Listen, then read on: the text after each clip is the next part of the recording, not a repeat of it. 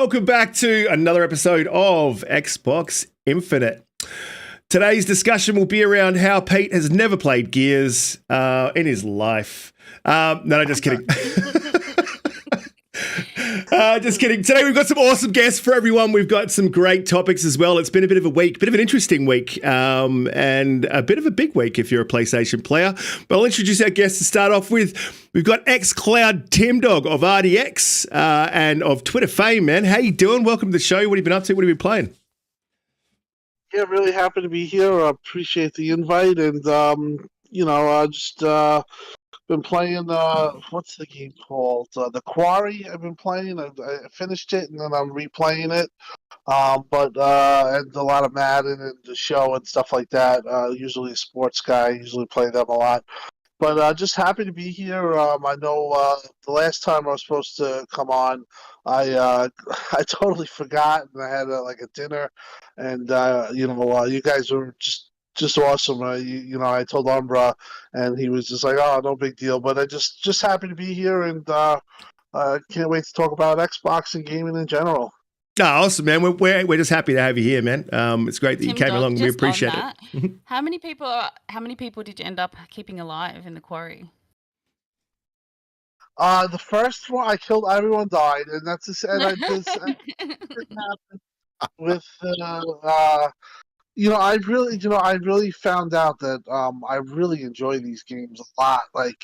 I think I've become like now it's like my thing. Like anything new, I'm gonna get day one. But aside from that, the same thing happened with I didn't like the Man of Medan. I don't know if you guys remember that game.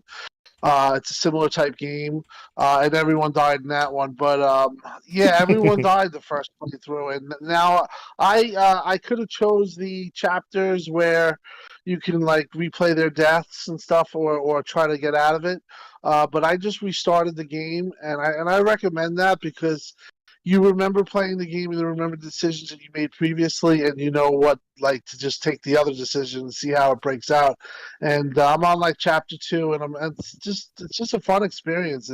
When I finished Halo, I literally was exhausted because I played it on heroic, and I was just sometimes you just for me personally, especially as I've gotten older, I like to play games where I could just kind of sit back sometimes and just relax and go with it. And that's the Quarry in itself. It's DNA.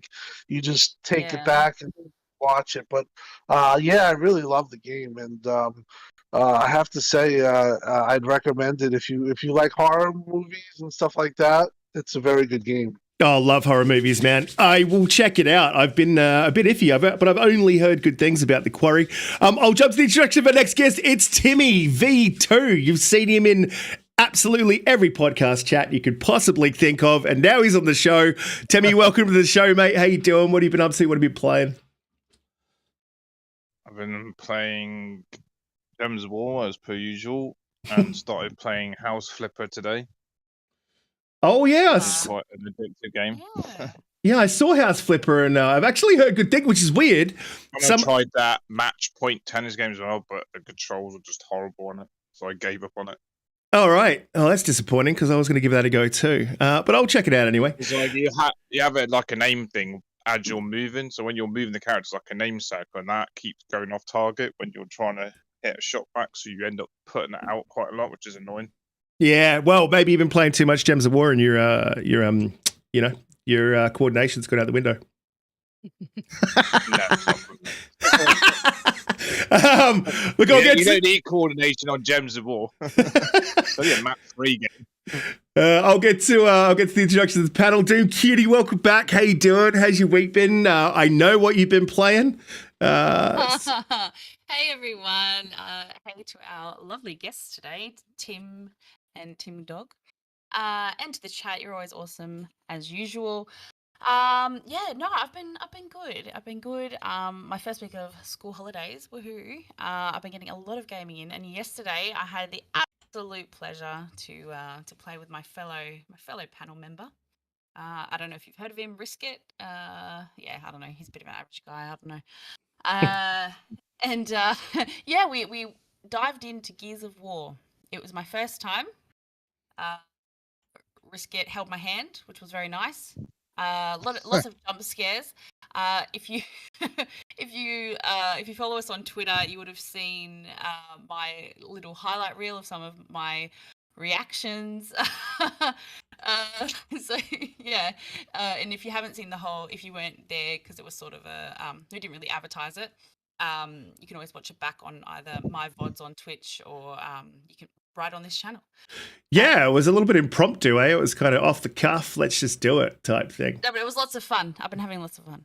It was. It's a great game. Honestly, really good game. And it looks like the Ultimate Edition just looks amazing. And you don't kind of notice it until you check out the 360 version. You're like, whoa, there's a big difference. They did a lot of work there. So great game. Still a great game, even all these years on. JediKnightPete, how you doing, man? How has your week been? Welcome back. Yeah, good, mate. Yeah, really glad to be here. Absolutely amazing to have Tim here. And I'm going to be doing that throughout the show. I'm just going to be calling Tim, and then whoever jumps in first, you're it. Got to go by Tim 1 and Tim 2. Yeah, absolutely amazing to have Timmy Well, I V2 am here. in version We've been 2, talking, so, you know. we've been talking about this for a while, mate. So great to have you. And Tim Dog from RDX fame. Absolutely amazing to have you. Played a little bit of Golf with Friends again last night. Jumped into Call of Duty Vanguard Zombies. Yeah, always a great time. And I'm thinking about jumping into the Quarry. I've heard nothing but good things. Let's do this, guys. Yeah, absolutely. I'm definitely gonna check the Quarry out. To be honest, all I've heard is good things. It didn't look like a game that's my style, but I keep hearing good things from gamers that don't normally play the Quarry. And I guess it's kind of a good thing about having a drought. You know, you can get these new games that pop out, you know, in the dry times, and people try them out, and then you know they become a thing. Umbra, how you doing? Welcome back. How has your week been, and what have you been playing? Oh man, my week has been all right. It's been interesting. I mean, yesterday night I spent time with the buddies and went out drinking and singing and everything else, man. If you all don't know, I'm the lead singer of a band. But so we had a good time. We were rehearsing. We got something coming up Saturday we have to do. And as far as gaming, man, I've been playing everything, literally. So I've just been playing a bit of everything. As far as that Quarry, though, Tim Dog, it's interesting because I watched a playthrough of it from a few streamers. And it's not my type of game. It doesn't do it for me. It's beautiful though, but it's interesting watching it from a streamer's perspective. So I would say if you do play that, if you're going to play through it again, maybe you should stream it. It'll be dope. We can hear you on there and hear your jump scares and see you on there yelling and screaming or something like that. I don't know. Did you watch the video? Yeah, it's a good. So I thought about it. You know, the next game, you know, or I'm trying to get a PS5 right now. I have somebody I'm dealing with who's annoying me, and basically came down to $20. It's just more of the merit thing that me and him are arguing. So it's my cousin, but he's just annoying. It's kind of cheap. But I'm trying to buy one, and I'm out very close to getting it. But maybe I'll stream Until Dawn because I heard that game is very similar. Yeah, definitely. If you do it, let us know, brother. We got you. I'll come to support. We don't have a partner. Absolutely. But other than that, I'm just here. I'm happy, Tim Dog. I'm glad you came to support us and join in with us, brother. And Timmy, you too. You've always been a supporter in most every chat you go to in any Xbox YouTuber. Oh, no. Much love to you both, and thank you all for coming. Yeah, they're everywhere. Yeah, absolutely. There's got to be some part of your name. Creepy. Timmy, I'm everywhere. No, that's not creepy at all. Timmy Everywhere V2. I love it. Actually, you should incorporate that, I reckon. Look, we'll jump straight into topics. And I guess I should probably eat a little bit of crow because I was completely wrong. God of War has a release date. I did not think it would be this year. I was pretty sure it would be the following year. And wow, did I cop some shit on Twitter. It was a hell of a week. And look, at the end of the day, I'm excited. I've always said that I've wanted this game to come this year. I'd hoped for this game. It's a dry, very, very dry year for Xbox. Not so dry for PlayStation, but they've had nothing that's interested me at all. So I'm not a big fan of Horizon. And GT7 was, in my personal opinion, a bit of hot trash. So there was nothing for me on the PlayStation side, but I'm glad that something is coming out that I'm super, super interested in. So, yep, I was absolutely wrong, but I'm excited that it's coming. But it's a bit of an interesting thing for them to receive dick pics, for them to cop harassment, get threats, all that sort of stuff coming through, and then what they just go, all right, we're going to cave in, and we're just going to give you the release date. I mean, even if that's not the case, that that's what happened, even if they didn't cave in and this was always the planned release date, which I don't think it is, because, you know, you normally have a state of play and that gives you a release date. So to me, it feels like this was impromptu. Right, let's just stop these fanboys from attacking us and give them a release date. But even if that's not the case, the optics look like it is the case. And that's not cool. That doesn't look good. And look, before I go to the panel, I'll just give you guys a caveat. I had some pretty serious internet issues where my provider decided they would shut down for 3 days. But I've managed to get it back. If I do have any issues for the show, we'll try to come back. And that also meant that I obviously couldn't screen cap or capture any new game footage. So we've got this. I've got Gears of War coming up, so it should be cool to watch. Look, I'll go to Pete, because Pete, you had a bit to say about this in the green room. And so what do you think? Do you think you're excited for God of War? Do you think that this was a reaction to the fanboys, or you think it wasn't?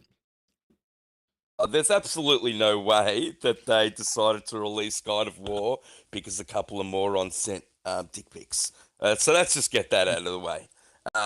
They were trying desperately to get this game out this year. They got everyone over from the Horizon Forbidden West team to help them push it out. I'm sure they were all crunching like mad, which I'm not a fan of. But congratulations to them. God of War is one of the best games ever made. I think it was the game of last generation, and I can't expect anything less from God of War 2. So I'm happy that the PlayStation guys have something to talk about, something to crow about, and they deserve it. It's been pretty bad, pretty bleak for them for a while now, and we've been loving it over here on Xbox with Game Pass and all the games we're getting. So. Look, I'm happy that God of War 2 is coming out. Pete's being toxic. I want to wait to get a PlayStation 5 before I play it.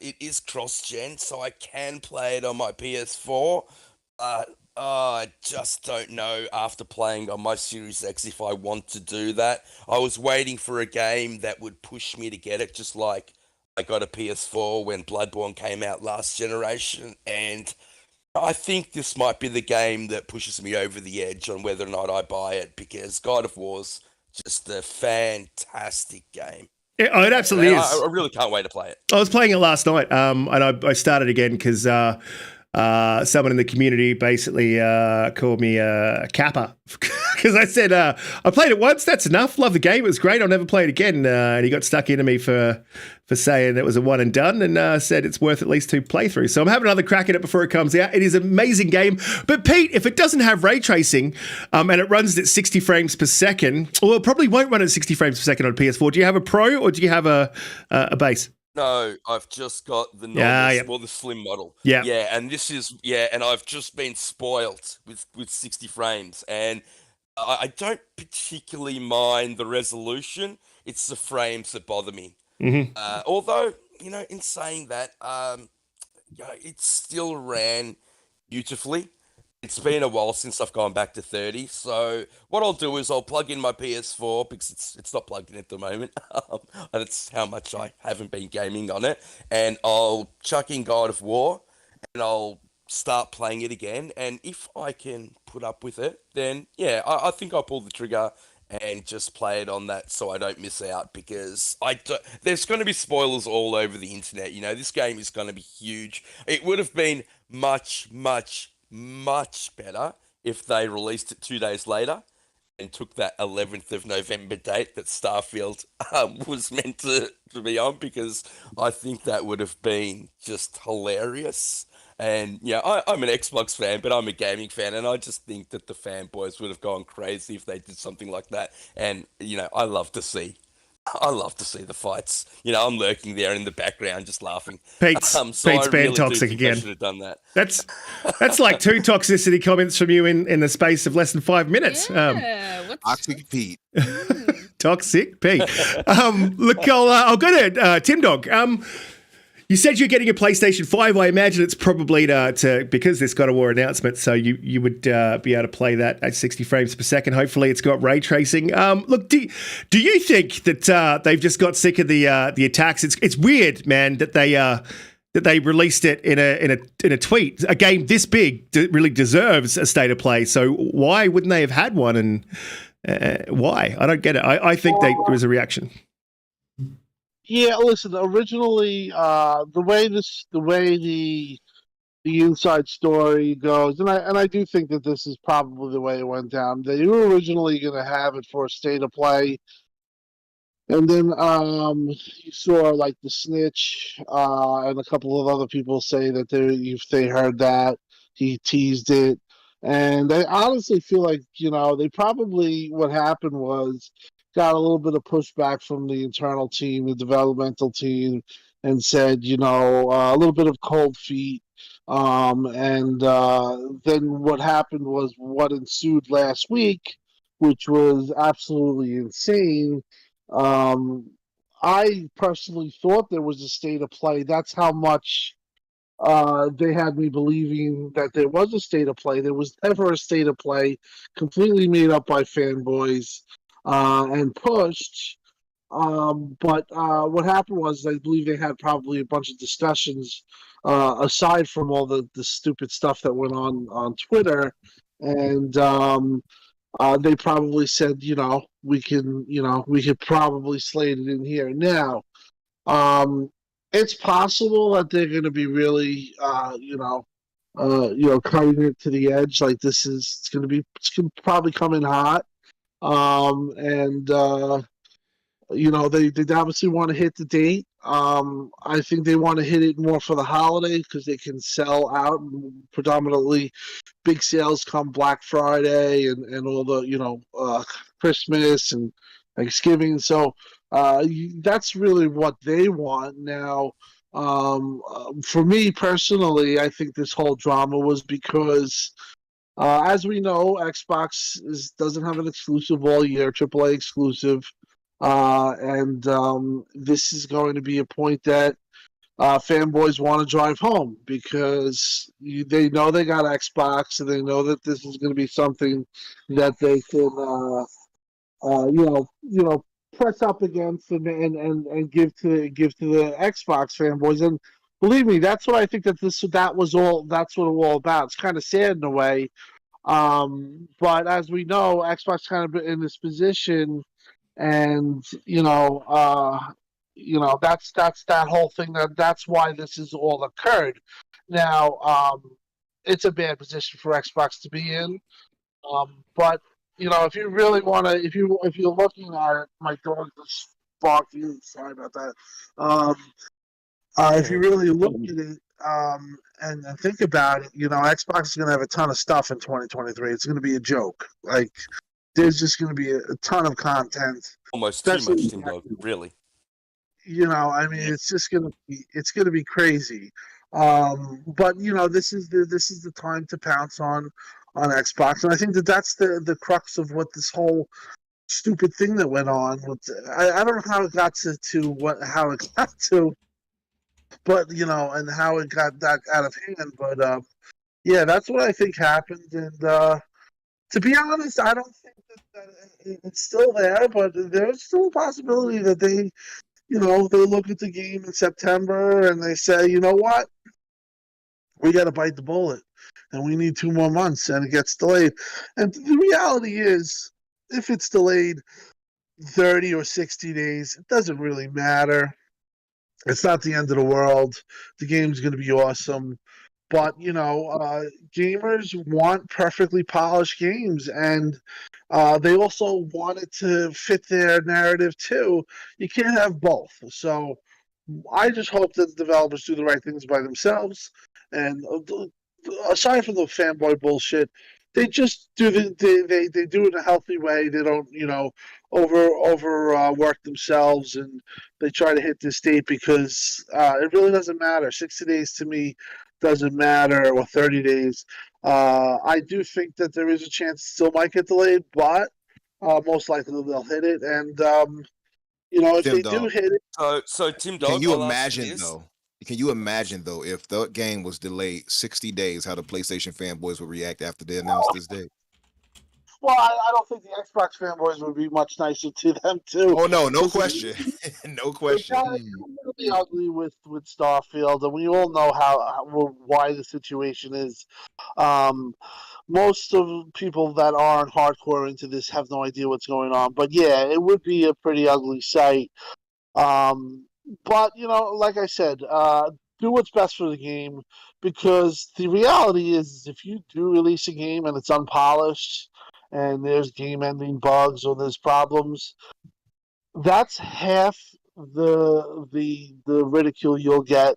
You'll get more ridicule that way than you will by delaying a game. So that's where I stand with the whole thing. I kind of even myself, looking back, I just think that we really got to chill on these developers, and not press them into stupidity or overworking themselves because some narrative wants to be shoved down somebody's throat. It's kind of stupid in my opinion, and I just think as gamers we got to realize developers are should be treated better in every aspect, and what went on last week was absolutely crazy, and nobody deserves that. Nobody deserves to be sent explicit pictures like that because they can't give dates. I mean, the guy from the other game too was harassed.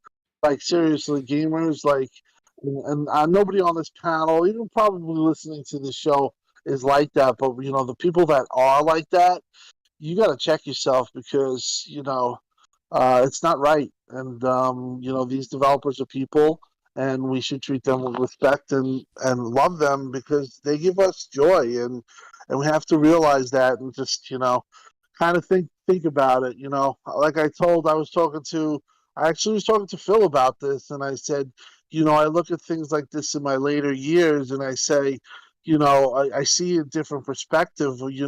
Maybe 10 years ago, I would probably be, on that a stupid rant, or I would want the game to be delayed because I wanted to, shove it up somebody, whatever, do something like that. But as I've gotten older and as I've seen the industry meet these people and sometimes sit down and have dinners with some of these developers, they're just people like you and I, and I think that people have to realize that and come to that, and just respect developers overall.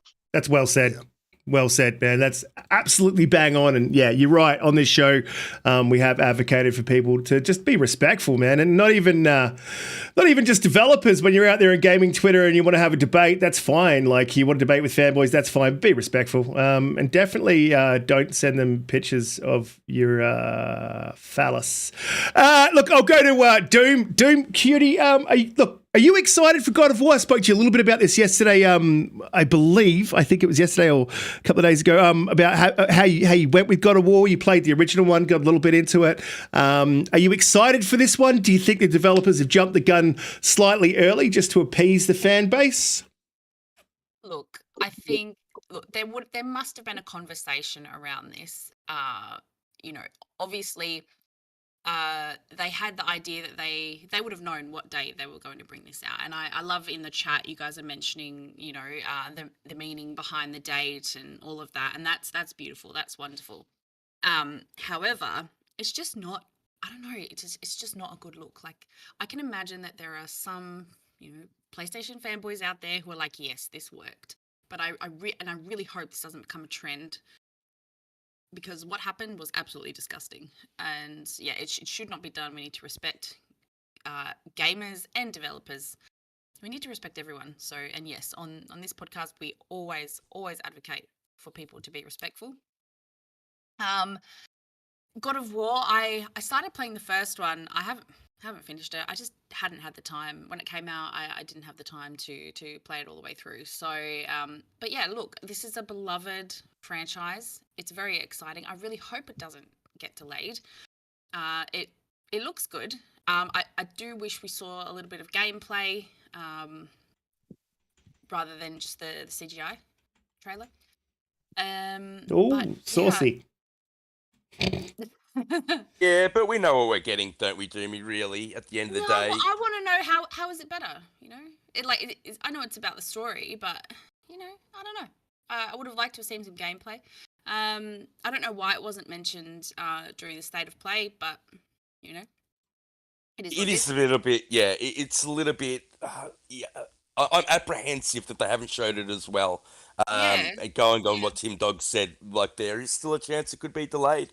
You know, could they be biting themselves in the butt? Like for the first time, with Horizon Forbidden West, a Sony game didn't launch as polished as. Well, I mean, let's face it, they usually do.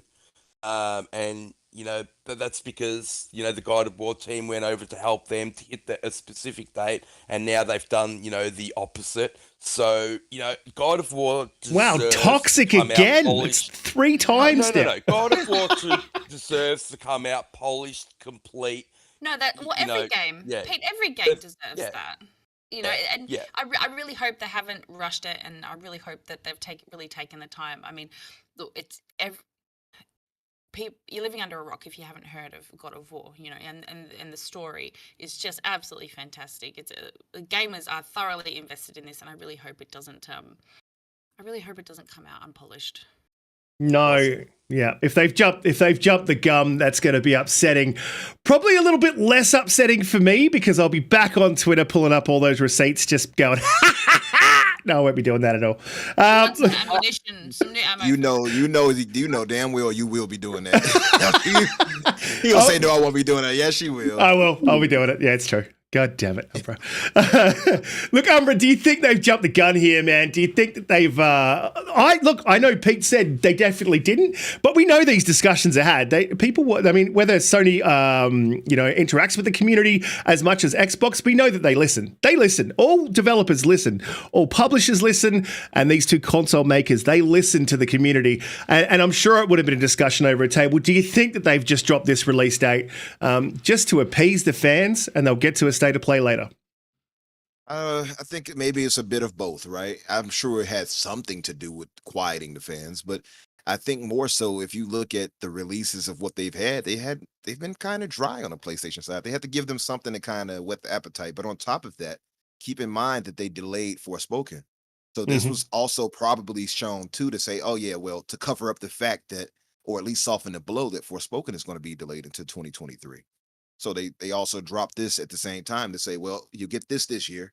And let's just be real. God of War is far more, desirable by most people, I would say, than Forspoken is. So if you drop that major news right there, yeah, Forspoken was overshadowed. And you barely hear anybody talking about the delay of Forspoken, really.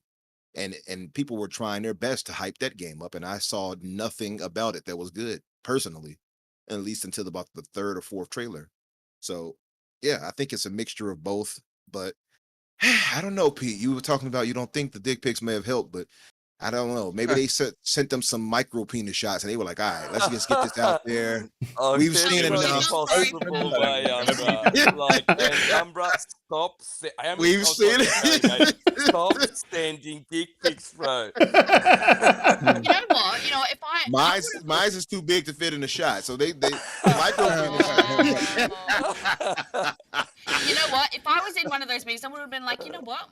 They sent me a dick pic. Every dick pic I got, we're not announced it. Like it's delayed by like 1 day. Yeah, or a month. Well, you can go by size. You can go like delay it by a day per inch. You know what I mean? Like line them all up. That's why I said they sent a bunch of micro penises. That's why it wasn't delayed. It won't be delayed very long if it was yours, then, mate. Oh damn! Son of a. So Listen, every fandom has that crazy thing, but gamers take the cake. Like it comes from out of left field. The dick pics is just all over the place. It's like I can't, I couldn't believe it when all that stuff came out. I'm like, No. I'm thinking only gamers was this shit. You know? Yeah, these people are weird out here. In the chat, Grey Monad has actually mentioned something that I wanted to mention. With the 2 special editions of God of War, no physical disc. What the hell? Yeah, right. Really? And there was a lot of Oh, there was a lot of people, a lot of one side of the fan base heaping shit on Halo for basically having a disc that was basically empty of data, didn't have anything on They it, sure right? did. Yeah. Sure Yeah, did. And They don't now have we the got same energy for this, right? No, man, I've seen that. I've seen it's been a bit quiet about that. Yeah, like I would think, probably the collector's edition is probably going to be what, $300, $400. Did you see the funny little GIF thing where they showed you can get a dildo with the collector's edition? Oh, stop! Oh yeah, I Really? saw that. I did see Oh that. my god! That's brilliant. That's the developers getting their own back, right? No. Here's ours. If anyone has a 3D printer, you've got a market there. Just saying. Look, Timmy, look, I'll And go why do to. you think, sorry, Riska, before you go on, why do you think that would be the case, that there would be a collector's edition without a physical disc? Do you think that is because it won't go gold in time, going back to like what Tim Dog said on whether or not it might be delayed? Yeah, that's Going it. gold is when they've printed the disc. Yeah, and yeah. It's ready to be. It's an interesting point, Pete. If they weren't ready, I think it was off the top of my head, and Tim Dog, you would know. I think you need about 3 months for the process of going gold from start to finish type thing to get that printed, get all the artwork done, everything done, get it packaged, and start getting it out for delivery. Is that right? About 3 months? Yeah, I've heard that roundabout. Also, you got to realize they'll also have a day 1 patch too.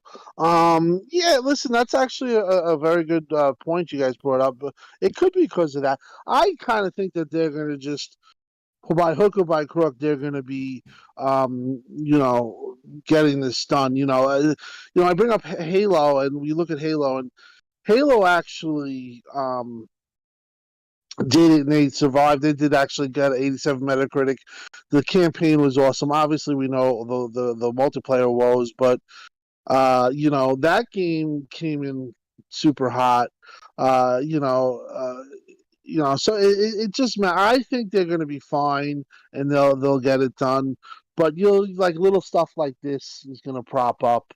I honestly feel like for whatever reason, Horizon Forbidden West really had a lot of bugs, and it's like you guys said, it's kind of uncharacteristic. I mean, Days Gone had a lot of bugs too, but that was more or less, I think, the developer was like, this is their first time into a big step into a big AAA, the way they did it. Yeah, I kind of feel like they're just gonna make it. And they're gonna get it done. You could see it like I remember Bloodborne was released 2 weeks later. They actually had a 2-week delay. That won't make people that crazy. Probably a couple of laughs, but listen. I do think that there's. But Bloodborne wasn't released in the Christmas period either, Tim. Right, so there is a difference there, mate. Yeah, you want to get it under that tree. If it's before Thanksgiving, so if they get it after Thanksgiving, it wouldn't be catastrophic. Put it that way, it would be bad, but I do think that they're gonna do it. But like I said, I do think there's a possibility that it cannot happen, and I think September would probably be the time that they really, really know. Supposedly, take it for what it's worth. I'm not a fan of the journalists, but PS4 is supposedly the culprit of the issues. That it's running pretty good on PS5, but PS4, because I guess the scale of the game and how big the game is and how next generation it is, or how much is pushing PS4. It's probably going to be it's going to be not the best version, and I don't think people really care, to be honest. It does That stink. sounds familiar, but doesn't it, Tim Dog? I mean, we're hearing that a lot this generation now, and I think if the chip shortage wasn't such an issue, I think they would have moved on already. But this chip issue is causing problems like this where they just can't get it working on last generation games, and you think that they would have learnt from what CD Projekt Red went through with Cyberpunk and just not being able to put that onto last generation Yeah, consoles. but was just if any destroyed the if any whole developer development cycle. can do it, man, Santa Monica is just one of those magical studios that Yeah. that could do it. Look, I'll go to Timmy. It's Timmy. We haven't got your view. Do you think that the developers have pushed this out a little bit too quick? Do you think we know it's coming in hot? How hot do you think it's coming in? Do you think this announcement is due to the phallus pictures, or do you think it's just something that they had planned all along? And now it's just the way that they're announcing it. Because the game's not like a full game, it probably taken a bit less time to develop. So maybe they might have been able to get it done in time to be able to release it this year. Well, you mean you're talking like about? A smaller game. Are you talking about the fact that they can use assets from the previous game, or you mean the actual size of the game? Yeah. Because I've heard it's quadrupled in size. And God of War was a good 20-hour campaign from memory. 20. So I think 60. A good, I think from what I've heard, a good 60-hour campaign. That's a decent game to develop.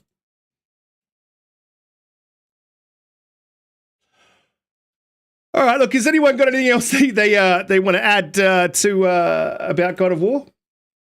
Well, as far as the God of War, I will say I'm excited for it. I am not excited enough to pay $70 for it. And I see you, Donnie. You said physical forever. I'm digital master race, my brother. I couldn't care less about physical anymore at this point. So give me. I think it's not necessarily like from a collector's point or from a consumer point of view. It's more about why. Why is it not available on a disc? Oh no, I know. I'm What just is that? speaking I'm speaking of the mindset of physical versus digital. I'm saying Yeah. give me digital any day of the week now.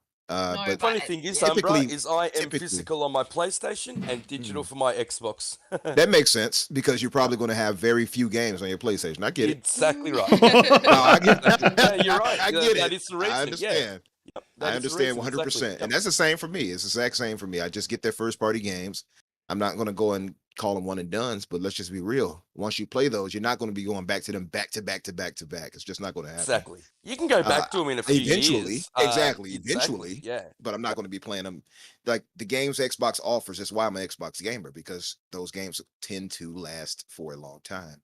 And that's why I love Bethesda the way I do. But getting back to that anyway, I am excited for God of War. I think it's going to be great.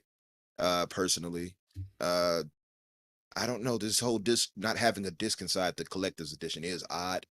But if Yeah. I didn't feel a way about it Yeah. when Halo did it, I'm not going to be sitting here railing against them for it either. So I keep the same, Nah, it's perspective, sus. the energy. It's sus. Sorry, it's sus. Well, I'm just saying, like, to me, it doesn't bother me one way or another. And I felt the same way with the Halo when it happened. So it's not like I'm going to be sitting here complaining about this, but I didn't complain about Halo. But if you're going to have a collector's edition that you're going to collect, you would the main thing that you're collecting in that whole edition has got to be the game, right? Unless you're, Well, it's got to be the game. depends. It's got to be the game. They have Thor's hammer coming with it, so it might be one of the main things that people might be aiming for, the steel book. But it is odd to have the steel book, that hammer, but no disc. I definitely get it. I definitely understand those who feel away.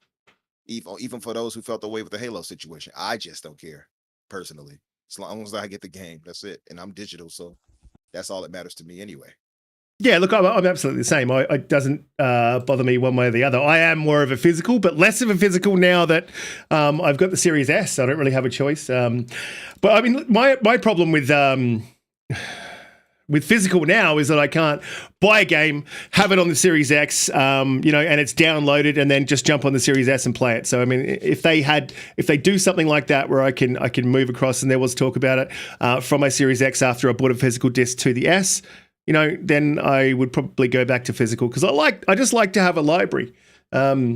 you know, and even just for the resale value, if you buy a game you don't like it, it's easier to return it. There's no messing about. Yeah, I like to see all my debts sitting on the shelf too. Risk it. Yeah, debts. Anyway, look, we'll move on. See a lot of new names in the chat, Risket. People we haven't seen before. So yeah, hit that like button, guys. Hit that subscribe button. We are here, same bat time, same bat channel, every Saturday, 10 a.m. Australian Eastern Time, and 7 p.m. your time, Umbra? Yeah, 7 o'clock for me here in Chicago, 8 o'clock Eastern. And 6 o'clock Pacific. And 10 o'clock Australian Eastern. And let's just do 8 o'clock Australian Western. And I think in the UK, 5 Pacific, to be clear. At 1 o'clock in the morning for BT, for the UK. So it's absolutely crazy. Look, we'll move forward because otherwise we'll be here for 3 hours, which never happens. Moving on. It's a short one. I'm going to jump to Ubisoft Forward and the showing of Skull and Bones. Now, there's no secret that I have been waiting for this game, pretty excited for this game.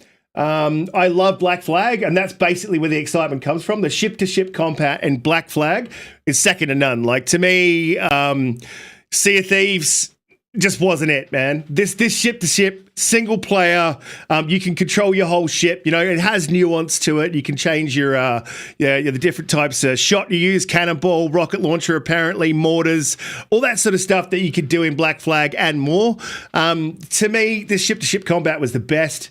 And for that, I'm always excited to have more ship-to-ship combat and sea shanties. The disappointing thing is, and Pete said this in the green room, is when you board a ship, you don't get to fight that battle, and that to me is a little bit of a misstep. And I'm hoping that later in DLCs that they'll bring that in, and I'm sure that everyone will complain about it, and that hopefully they do develop for it. They have promised that they would be bringing content, not just for the months after release, but for the years after release.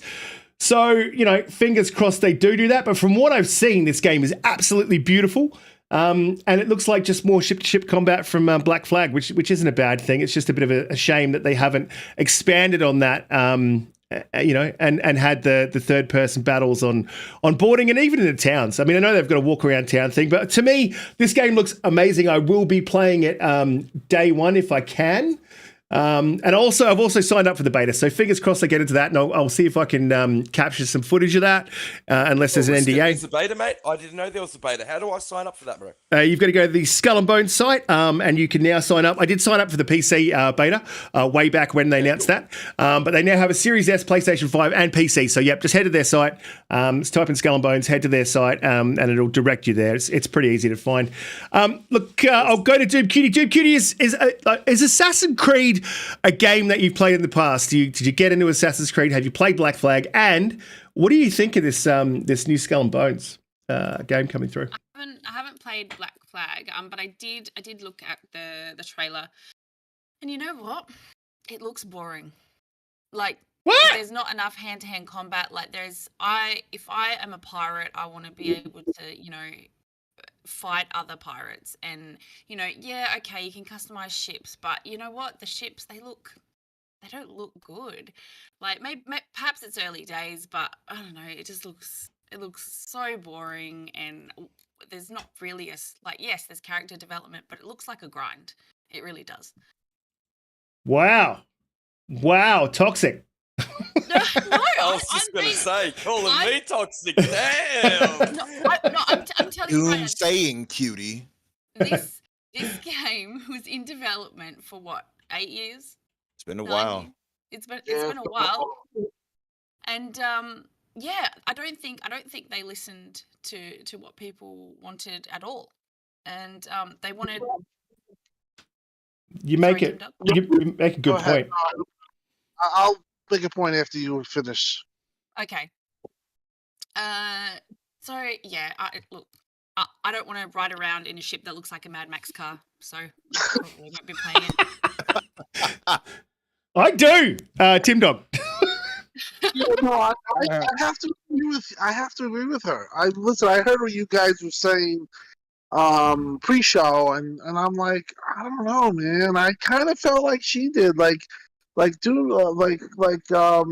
DoomCutie was saying, like, I don't know. I got that feeling. Like, it was like, okay. Like, I thought it would be something completely different. And yeah, I thought there'd be a lot more hand fighting. Like, that's what I thought it would be, like sword fights and like really crazy stuff like that. But it totally took me by surprise. And I got that same thing. I was like, all right. And I saw a lot of the comments on some forums, and there are people that are really excited for it. But there are people that are also kind of like, got to see more. Definitely got to see more. But I'm with you. I think that they should like have like, if you're gonna have it, like, you got to jump on ship, blow somebody's face off, and stab somebody, burn I their don't boat. know. It just needs more action. Like, it just feels so bland. Yeah, like Jack, the You way Jack say they it's supposed Sparrow would be to a be this shame. Sea of Thieves Right. beta, but I can't see it if you can't go on land or do anything. Like, you cannot see No, it. it's like I think people wanted like a better, larger Assassin's Creed Black Flag, but without the assassins. yeah, that's what I was thinking it was going to be, to be honest. And it kind of just threw me off guard. Like, I just kind of felt like some of the stuff was a little slower paced, or well, I don't know what they're did. We got to see more of the game and play it, but this is also the way they showed it was surprising too. I thought they were going to show it. I think next month aren't they having a big show next month? They are. They have Yeah, the that's right. Ubisoft Yeah, Forward September coming or up. something like that. Or I don't know, yeah, Yeah, but I think think you it would have guys been were too just. close to release, Tim Dog. Sorry, Doomy, you go, mate. that's a That's good alright. point, Pete. I think Everybody actually would have been close. You're right. I think they just had a very good for that showing. I think they just had a very good voice over for it. You know what I find strange is like I had very little. I had zero faith in this game actually seeing the light of day. You know that, Pete. I talked about it Yeah. several times. Yep. So I'm actually very surprised, pleasantly surprised that it looks as good as it does look. I do know the pedigree behind Ubisoft, so I should have given them a little more trust.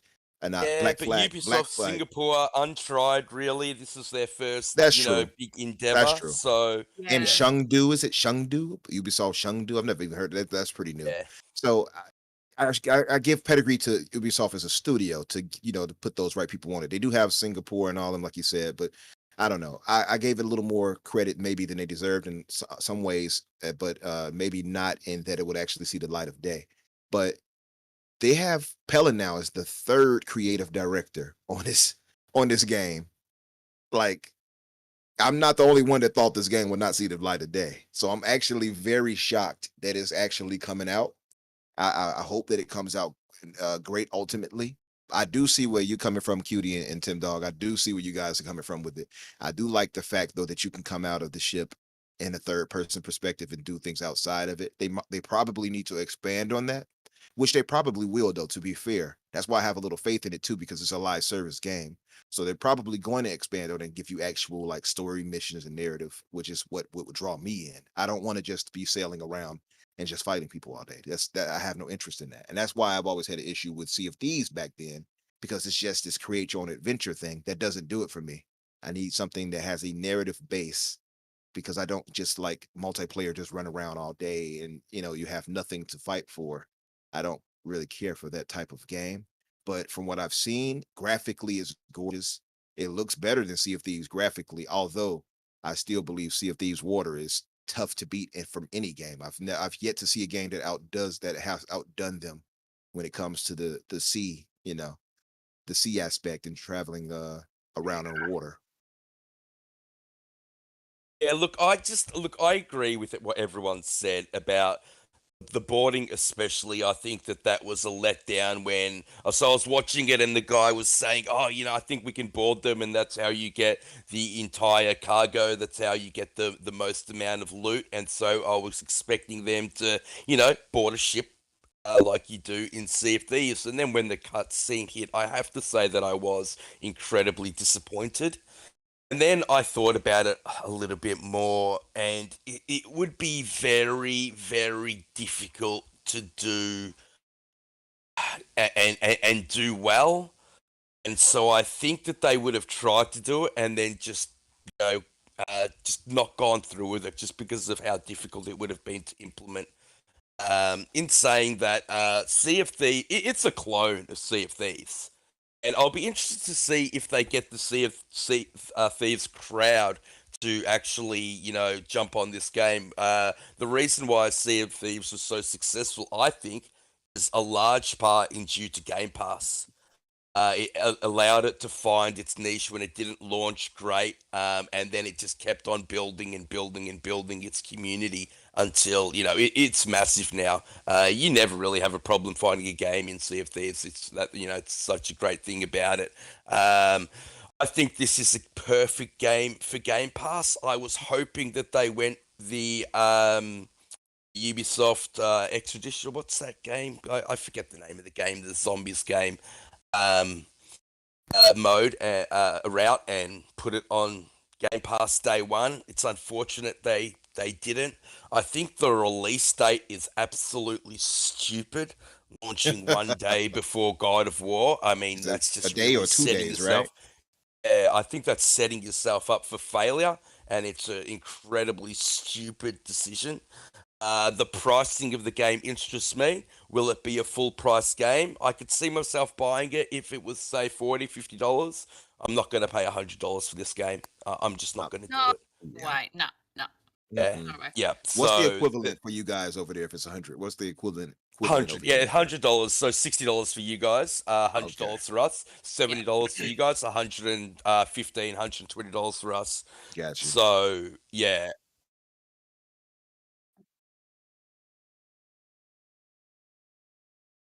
You could buy it used, you're saying? Yeah, if you buy it physical, then you can get it. You can get it for about $80, I think, Australian. You can get a good discount, on day one. A lot of places will have it at $80, which is $20 off. And this is goes back to the whole point. I don't understand how they can make physical games cheaper than digital games, but that's a whole another subject. Ridiculous. Yeah, in terms of the actual ship combat, I think it looked quite fun. I want to see how everybody works together. So it looked like one person was controlling one ship and another person was controlling another ship. And what I really like about Sea of Thieves is the fact that everybody gets to do something. So one person will steer the ship and another one will deploy the sails and another one will be out in the crow's nest. And another one will be downstairs repairing it. And then there'll be everyone manning the cannons. And then I'll be eating bananas. If I see a crewmate just eating bananas while I'm doing all that and manning cannons, that's definitely Pete. That's definitely Pete. I'm turning on that crewmate immediately. Mutiny. Hang on a minute, just go and get banana.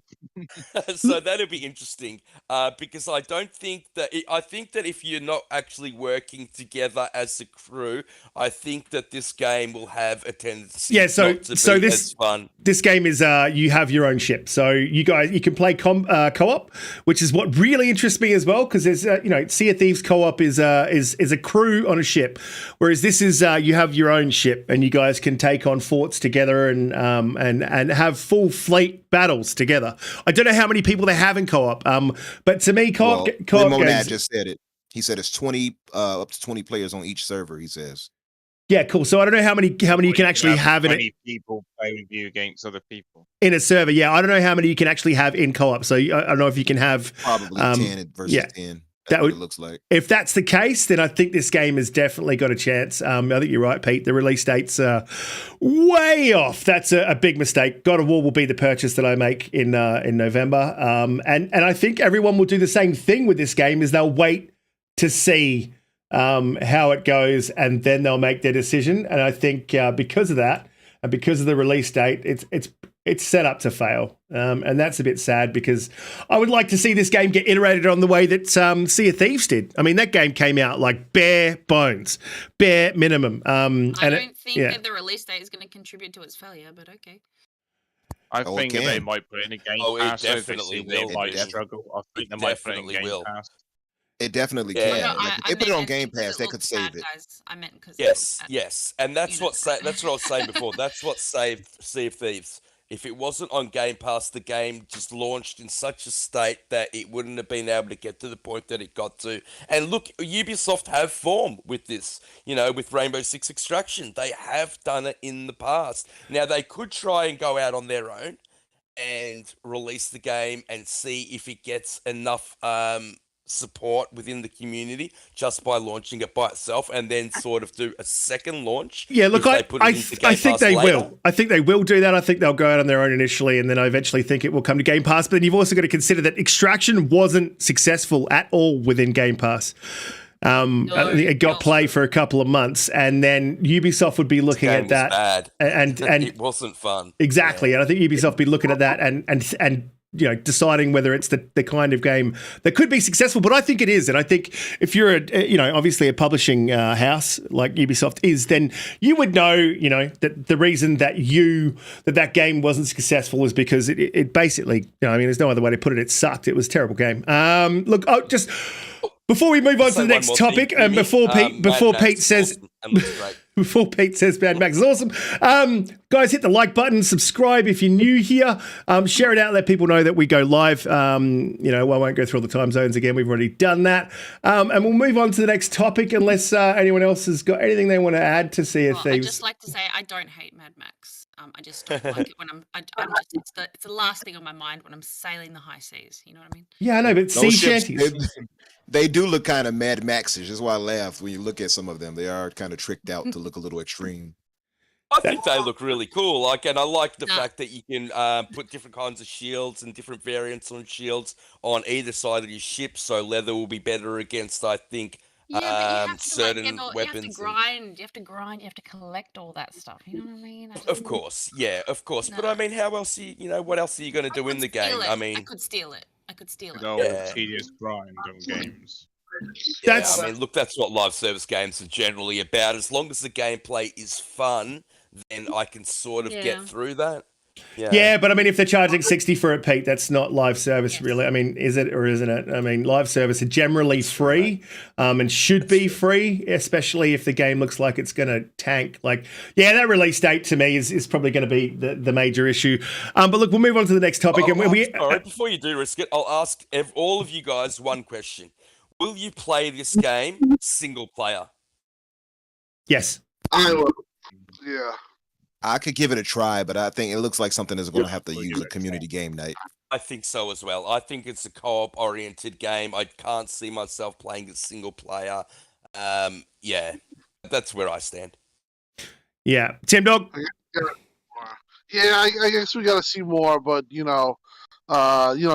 to add to, this is kind of a game that Ubisoft really kind of needs a shot in the arm. They've been kind of struggling for a while now, so I'm hoping that the game does well. I don't want to, but we'll see. I guess I personally got to see more, but it is kind of getting to that point where Ubisoft kind of needs a nice shot in the arm. They haven't. All of it is self-inflicted, but Tim Dog, all of it is self-inflicted, mate. Yep. Very true. They could just release Splinter Cell like the community wants, Splinter Cell's in development, mate. So they're making that game. So, that'll be the shot in the arm eventually. Then when we get there, but yeah, you're right, Tim Dog. Absolutely, they do need a shot in the arm, and they need to shit or get off the pot. And they also need to start listening to the community instead of trying to chase trends. And I think who thought X-Play looks good? Who's going to be playing that absolute garbage game? Yeah, exactly. I don't know how they come up with these ideas, but I think it's it's CEOs or developers sitting around trying to impress CEOs instead of trying to impress gamers, and that's what you want to do. You want to impress gamers because we're the ones that are going to be playing your game. Moving on to the next topic, another publishing house that doesn't know how to impress gamers. Now, look, I know you spoke about this, Tim Dog, on RDX, but we're definitely going to speak about it here today. Electronic Arts released a tweet the other day. They said there are 10, but they only like playing single-player games. And wow, did they get absolutely roasted. It was brutal. Even Jedi Knight Fallen Order Respawn got on there and jumped on there and went, dope. I mean, if you're roasting, when your own team Yeah. is roasting you on Twitter, you've done something wrong. yeah, I don't know how they that one got through the gate, because we all know that these tweets are fully curated and like vetted, and, Well, and then you they think get so. out. And You would think. sorry, But Tim. and on the flip side, I mean, it was kind of an innocent tweet, but man, it just kind of really got the community. It was the wrong thing to say at the wrong time, I guess, and they sure did pay for it. But yeah, there was some reaction to it. When I saw it, I was just like, "Oh, here we go," and sure enough, it didn't disappoint. It Because definitely I did. am 95. What is your a 10 thing that's going? Like, I don't actually You're a know what 10. it is. Yeah, it's a TikTok thing that I think it started. Like, it basically, you'll say, and I have to say, I saw this and I didn't appreciate it, and I was actually going to bring it up on my Twitter, but I didn't do it.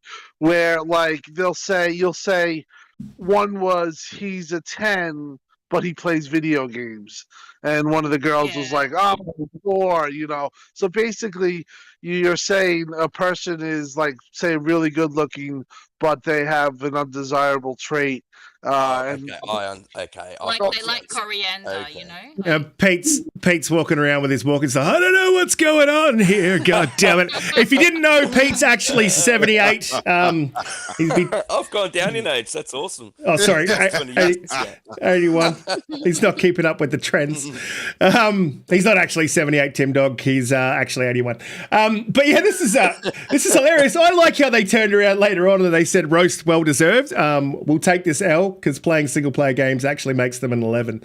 Yeah, but I agree with you. You're a 10, and then you got this undesirable bullshit. I don't even engage with those tweets. I guess it's like a really young person's things. DoomCutie, do you like these? You're a 10, he's a 10, she's a 10, but picks their nose at the lights. I actually put one out. I was like, when he's a 10, but he plays COD. I was playing COD yesterday. More toxicity. More toxicity for Cutie. No, it was, That makes them an 11. Yeah, totally not. No, I think. I think. Look, it was supposed to be a joke. But in saying that, from these companies, they shouldn't be joking like that. I suppose it's okay to jump on trends, but it's not okay to do that on such a public forum, especially when they are releasing games and depend on games that are single players. So, well, I mean, it's okay. It's okay to do it, but it's just a complete lack of thoughtfulness there when you actually are a studio that does produce single player games. I mean, how good is the Xbox Xbox Twitter account? The Xbox Twitter account is probably one of the best Twitter accounts out there. They're magnificent. Yeah. But you know why it backfired on EA You know why it backfired on EA so spectacularly, though? Mm-hmm. Because they have a bad history of where they prioritized multiplayer games versus the single player games, what people were talking about, said nobody really wanted single player games. That's why it backfired on them so hard. But you know what's crazier? Releasing the same iteration of the same game with all their sports games year on year. But you know what's crazier though? What's crazier is I don't think the intent was to put down single player games. It was to say that they don't get a chance to play the game with that woman that they like. You see what I mean? It just backfired on them spectacularly. Mm-hmm. Yeah. Look, I agree, Umbra, but it didn't come across that way when first reading it. And then once someone starts jumping on you, it's like it builds up momentum very quickly on Twitter. So, I get it. Don't I know it? EA gave the right message, was just the wrong messenger. That's the problem with them. They just can't they can't be the one to deliver that. Well, man, they can't even get Twitter right? I mean, look at Battlefield 2042, man. That was just Yadani, she's a 10, but only plays Animal Crossing. EA care more about where's Cozy making games than they do single player games. That's why. Yeah, they do games where they can get microtransactions and stuff like that, like FIFA and Madden and all that stuff. Well, yeah, exactly. I mean, that is their what they've been had a focus on. But I mean, we got Jedi Fallen Order, Umbra. What you were saying earlier on, I think it was a couple of years ago, 2019. They had a bit to say about single player games and how there's not a future for them. And they got such a backlash, and that's how we got Jedi Fallen Order. Yep. You know, not to mention that says you need consent to Teabagger and Halo. Not to mention, but that's why people turned on them so hard, though. Risky. That's what I was saying. Yeah, because they made that statement, and then they make this. It's like, hold on, you're the last people that should be saying this. Exactly, and then not to mention that the full missteps they had with Star Wars, like they were the only licensed publisher that could produce Star Wars games for quite some time, and every single one they put out was a complete miss. You know, Battlefront with all the debacle that went on with that and their loot boxes. I mean, Germany banned loot boxes because of that game. That's how bad that game was with its upgrade system and the pay to win. Without Respawn, EA would be dead. EA would be dead without Respawn. Well, they still got Madden. Madden still helps them tremendously. Yeah, and FIFA as well, although it's not going to be called FIFA anymore. I'm really interested to see how the next iteration goes when it's not going to be named FIFA. But yeah. Yeah, I'm definitely, like, those sports games are pretty much dead. They just same stuff year in, year out. I don't buy them, I don't play them anymore. Even if they're on Game Pass, I give them a miss. Yeah, to me, that's something that's long in my past. The EA, it's in the game. It's a long dead. Yeah, that's studio. It's in the game. It's another one. It's another one that needs help. Look, we'll move on to the next subject. Before we are, unless Timmy, did you want to add anything to do with EA and the hate that they received for this tweet, which was pretty hilarious? I mean, listen, it's the nature of the beast. It's the nature of the beast, and you just gotta be. You gotta be. I guess the word is more aware of stuff like that. You gotta read the room. Certain things you don't say, certain things you don't approach. It's kind of like introducing microtransactions to your game after 10 years, like wherever Halo MCC did. But you if you really think about it, you should know better, because this stuff is you can know which way it's going to go pretty easily. So just know better next time, I guess I would say. Yeah, absolutely. Timmy V2, you were going to say? The problem is that it seems to be a lot of the cases, a lot of people that are in charge of things always keep saying stuff to shoot themselves in the foot. Yeah, they do. Yeah, I mean, and as Tim Dog said down there, most of them never have brains. Yeah, and it's all about the finance. Tim Dog said, worry about. They should know better, and they should have known better. It's just hilarious they didn't, and I'm glad that they didn't, because it gives us something to talk about today on the show. And look, to be honest, I find it funny, and if something makes me laugh, I love it. So EA, keep up the good work. Look, we'll move on to the next topic, but before we do, if you're new here, please hit that subscribe button. If you're just joining us, please hit the like button, share it out amongst your friends, and all you guys in the chat. You guys are absolutely amazing. Let us know what you think about EA. Do you love it when they make missteps like this? I personally do. We'll move on to the next topic. Xbox 360 games no longer coming to gold. Now, look, I kind of read this, and we talked about this, guys, in the topics talk this week. And look, to me, it's kind of about time, but it's also about time to let gold go. There's been nothing good in there. I do download the games every week. Grey Monad in the chat there tells me, normally what's going on, because I don't even check it anymore. I do download them, try to check them out, and there's never been anything that's I don't know, it's not worthwhile. It's been a long time since there's been a gold game that I've gone, woo, I can't wait to play that. It's excited to see that in gold, and I think it's just time for them to let it go. We've got Game Pass. That covers your subscription to all your multiplayer stuff, and yeah, I think it's just basically a wasted time and energy for Xbox at this point. But look, Pete, I'll go to you. Do you think they should probably just let it go? Do you care that the 360 games are gone? Look, I don't really mind, to be honest. I have one question about this. So with the 360 games, you own them. It says owned. They are in your, library forever, regardless of whether or not you keep the subscription going or not. With the Xbox One games, you actually need to keep your subscriptions going in order to play them. So you don't actually own the games outright. So my question would be, are they going to change that? So are the Xbox One games going to become the Xbox 360 games? So basically, will you then own the Xbox One games, and then the Xbox Series games are the ones that you need to keep your subscription going in order to continue playing them? I don't think that question's been answered. I have a feeling I know the answer, that you are going to need to keep your subscription service going in order to play them. But that's generally my only question. The games that they've been giving away are trash. They've been trash for a while. There's been a couple of good ones, don't get me wrong. Like, I think they gave away Gears and they gave away Watch Dogs 2. So these are, great games, but they're so few and far between that I like, there's been months where I just completely forget actually pick them up. That's how bad they are.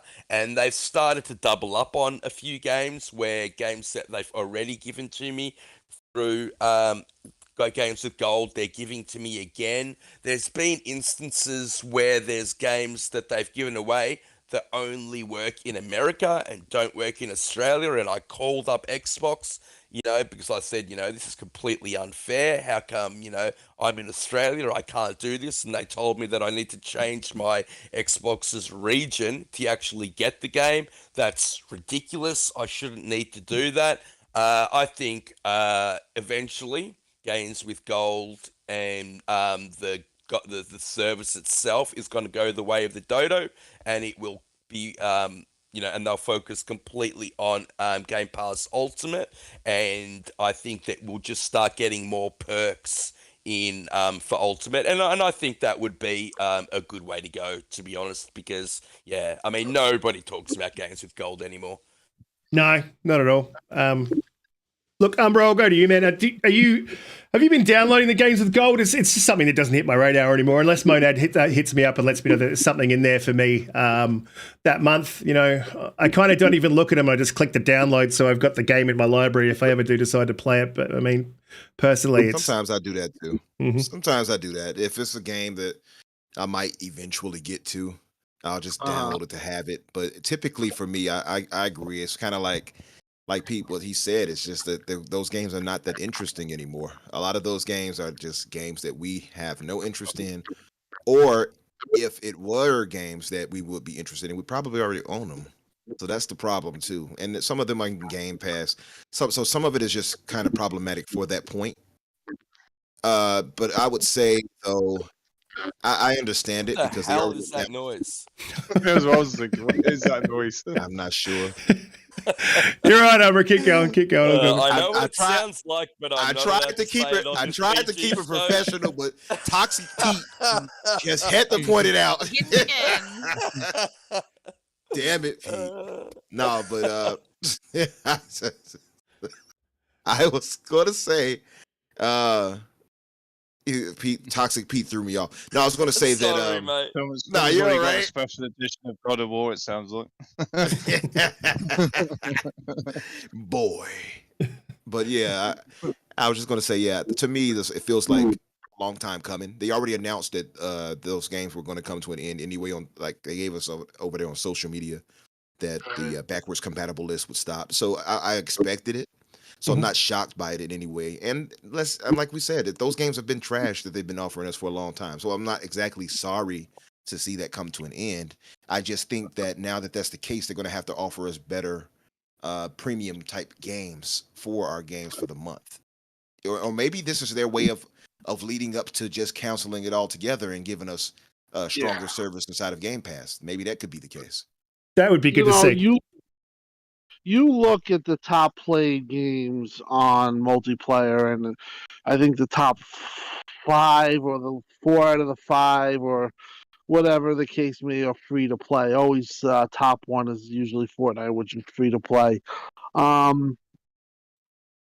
think Xbox is an opportunity to be really proactive here and really kind of get themselves in a good mind share, take some more mind share. They've done unbelievably well selling the console.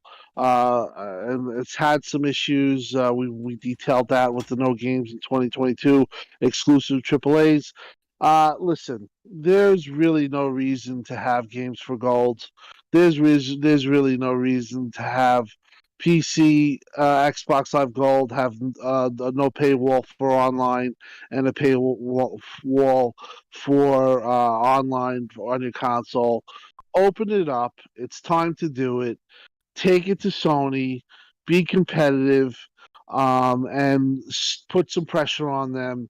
Migrate everyone over to Game Pass because that's what you want to do anyway. Include that, and go for it. And you want people on the cloud. You want people playing games. You want people invested in your ecosystem.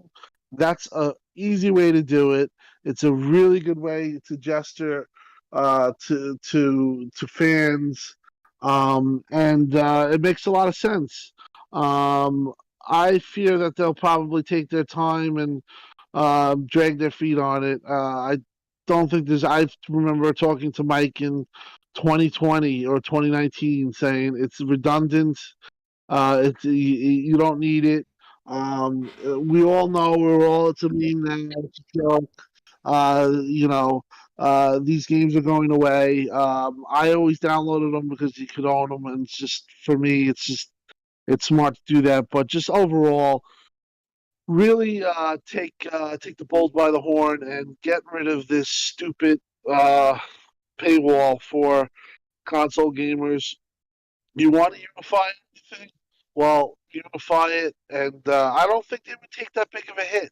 Sure, they might take a hit in the short run, but I do believe in the end run, they'll benefit because, again, if you have that ability to say, hey, we're the only console on the market that doesn't charge for multiplayer, and they do have a Game Pass service, which is basically absorbing everyone gold anyway.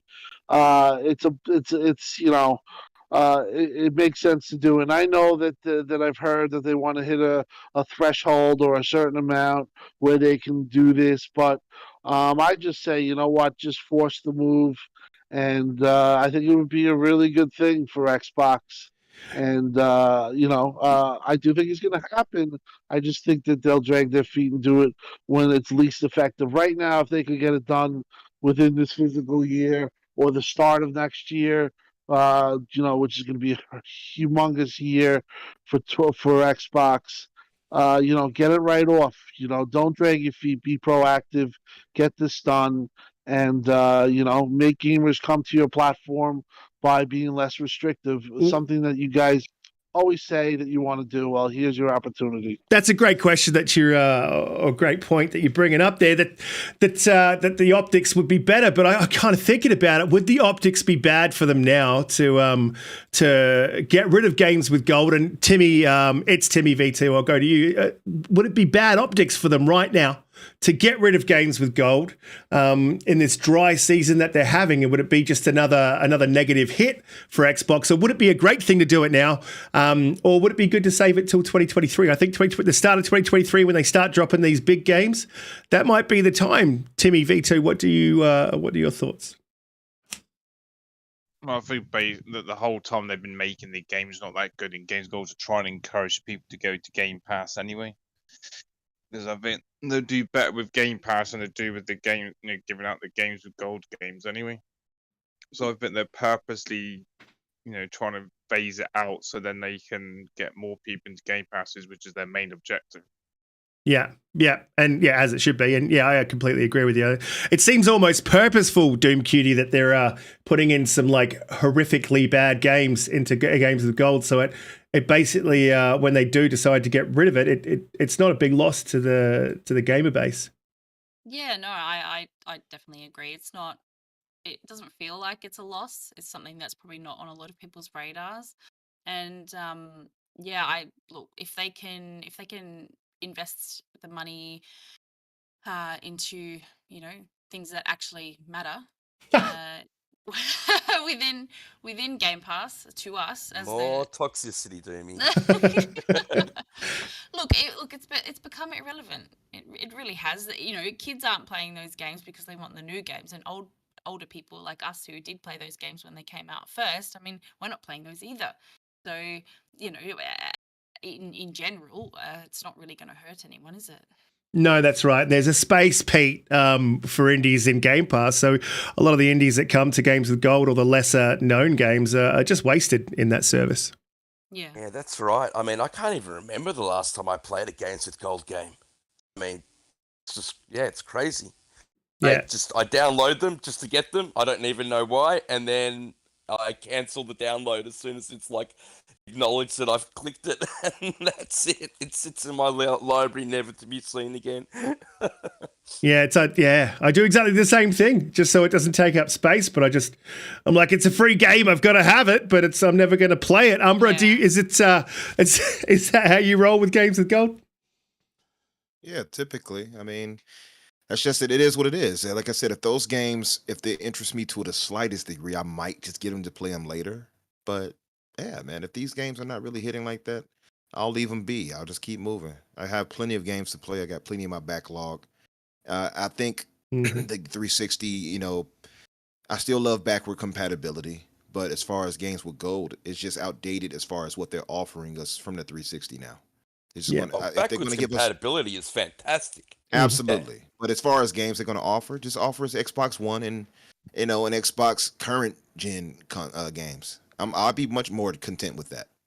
Oh yeah, as they will offer serious games with if Gold. They could. Well, maybe they haven't said yes, but they haven't said no. Yeah, that'd be interesting if they did. As Grey Monad said in the chat, he said, just give us one good Xbox One game for every release. And that would be enough for, I think, anyone to kind of see the service as viable. But I kind of agree with V2, Timmy, that they're doing this on purpose to tank the service and eventually... hopefully it'll go away, which is silly. What, does Monad mean one, like, so how they release, 3 or 4 games a month? He's just saying one a month, but make sure it's a good one? Yeah, exactly that, yeah. I've had a chat with him in Xbox parties, and he's bang on, and that would make the service relevant. But as I said, they won't do it. It's not going to happen because I think they've been positioning themselves to get rid of it, but like Tim Dog's bang on. They've been dragging their feet, and it seems like they're going to continue to drag those feet. I'll move on to the next topic. Before I do, if you're new here, please hit that subscribe button. We go live every week on Friday, 8 p.m. EST, or if you're in Australia, 10 a.m. AEST. And please hit that subscribe, like button, share it out, all that good stuff. And we'll move on to the next topic, which is a pretty exciting one, because if you've played Guardians of the Galaxy, you know the story, the banter, everything to do with the writing in that game is absolutely bang on. I've heard people say that game is better than the movies. I wouldn't go that far, but it's pretty damn good. It's probably one of the best stories in a game and best written games that I've ever played. And the writer from Guardians of the Galaxy, Marie Damali, is going to Mass Effect. Mary Damali. Yeah, Mary Damali. Tamali. Hot Damali. You say Damali, I say Damal. Anyway, so she's going to become the writer for Mass Effect. So that's pretty exciting. I just wanted to touch on this because I don't know if people would have missed this through the week. And it's a pretty big thing. And it definitely bodes well for Mass Effect, considering the way that, BioWare has been seen in the last, 4 or 5 years, especially with the release of Anthem, that was basically devoid of a story. Thought they could get away with it like Destiny did. And look, it's great to see them hopefully returning to form. Now, Pete, I know you're a massive Mass Effect fan, and that you were a little bit worried about this. Does this put your mind at ease a little bit? Yes, it does. Yeah, look, Mary Damal has been head of narrative at, how do you say it?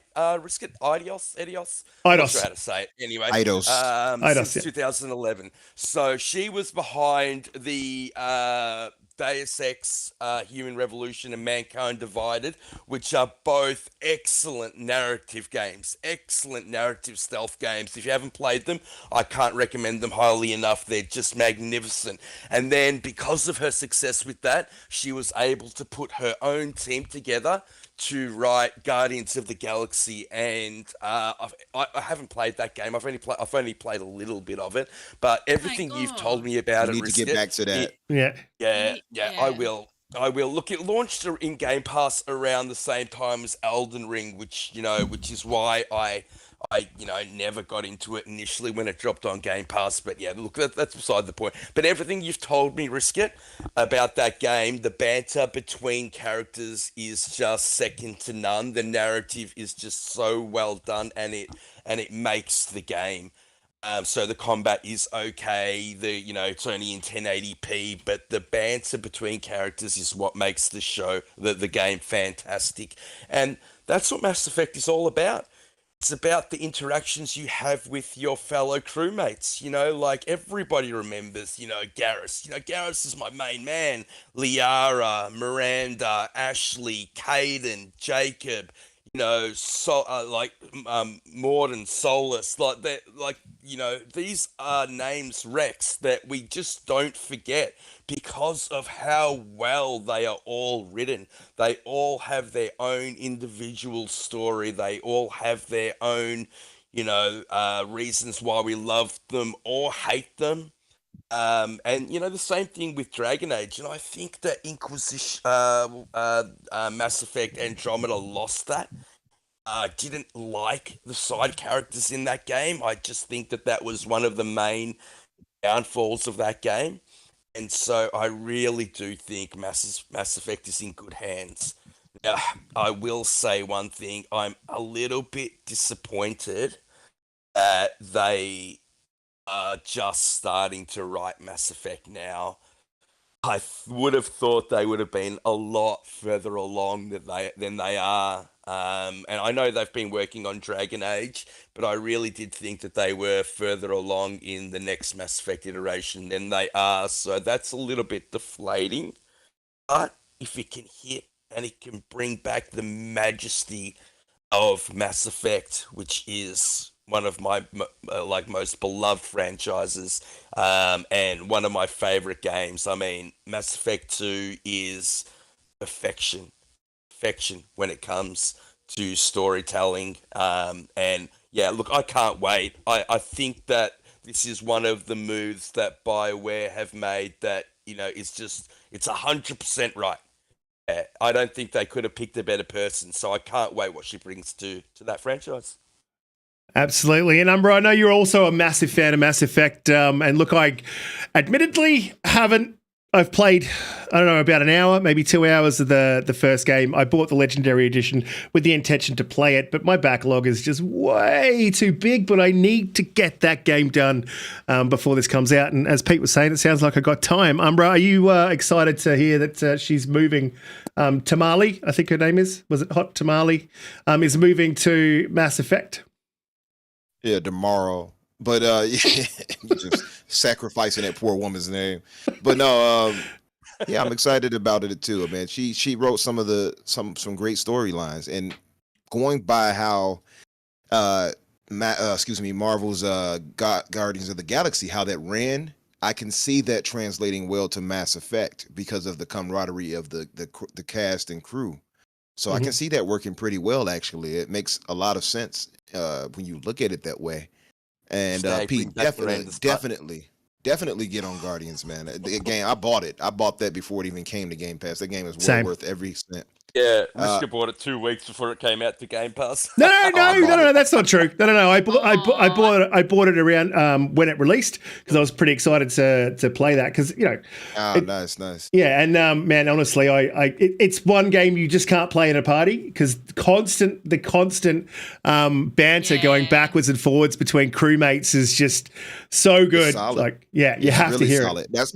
I expect the banter, if that's the case. To be fair, Guardians has a very specific thing, so they have that type of banter established from the movies and the comics. But if they can take that and translate that a bit to the next Mass Effect, I think it will be all the better for it because dialogue-heavy stuff like that would work very well for an RPG like Mass Effect. As Jedi touched on, it's just hearing that she was announced as the narrative design lead or whatever, what have you. That is interesting because that tells us that Mass Effect is a ways out. So that is interesting to note. Mm-hmm. Yeah, it absolutely is. Tim Dog, Mass Effect is that one of the games that you're excited to see coming out in the next couple of years?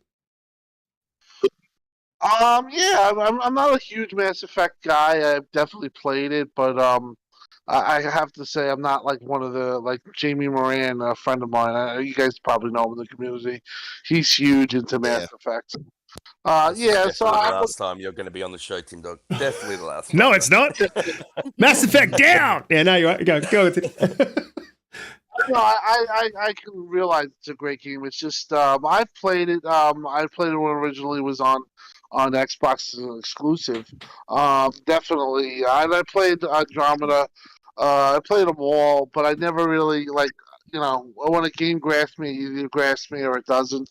And for some reason, that series never did. But I could see why it's definitely an awesome game, and I could see why people love it. But just Yeah, people for forget that, don't they, Tim Dog, that Mass Effect was a Xbox 360 exclusive for a period of time, published by Microsoft Studios originally.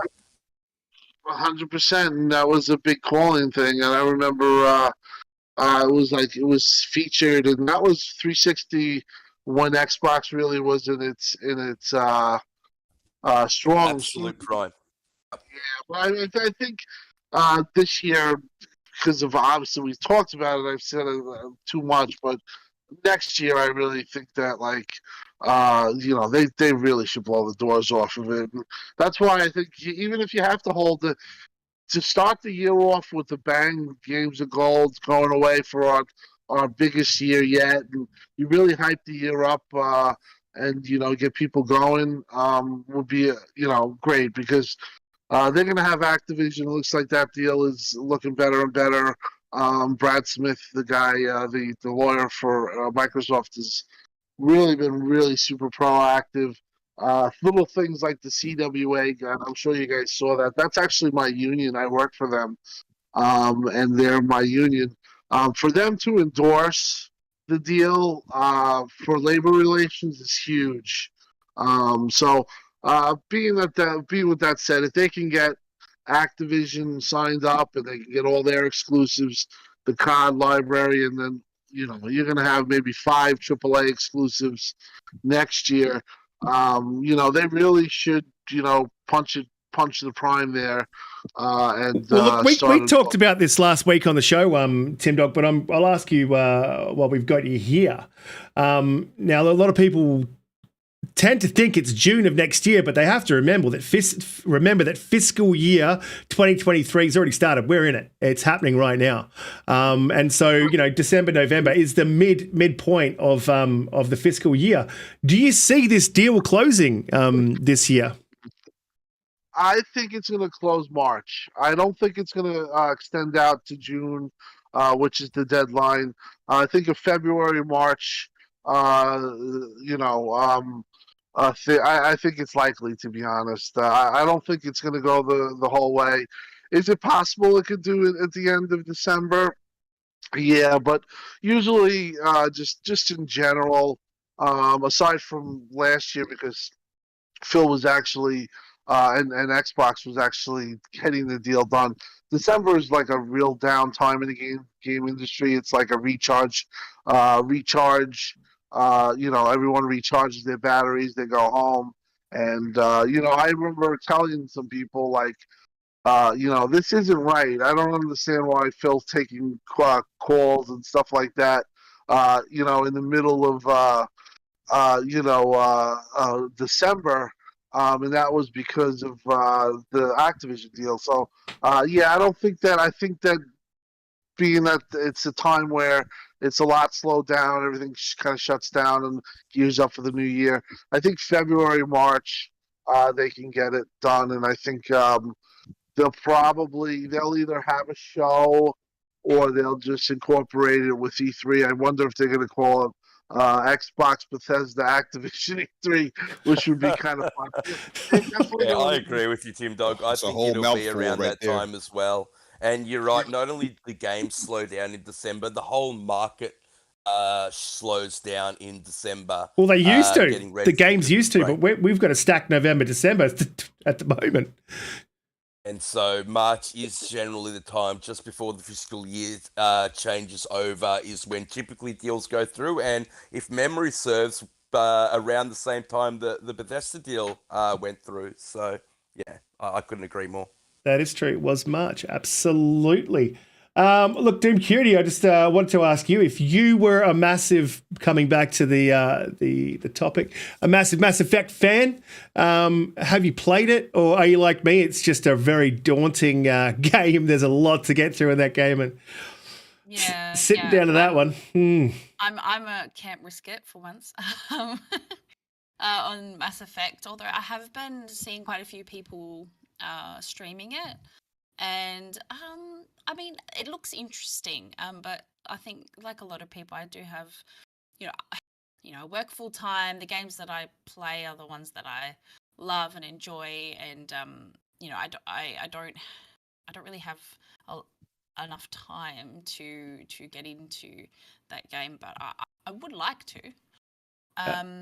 But in saying that, set a sound 200 hours for the trilogy. Just 200 hours. Okay. It's crazy big, and you're gonna want to do everything because the side stories are what make that game great. Yeah. Okay. Well, and for seeing everyone's responses and things like that about the game, and it being a very strong RPG, I think that this is a really good call, and it's really exciting because I did finish Guardians of the Galaxy.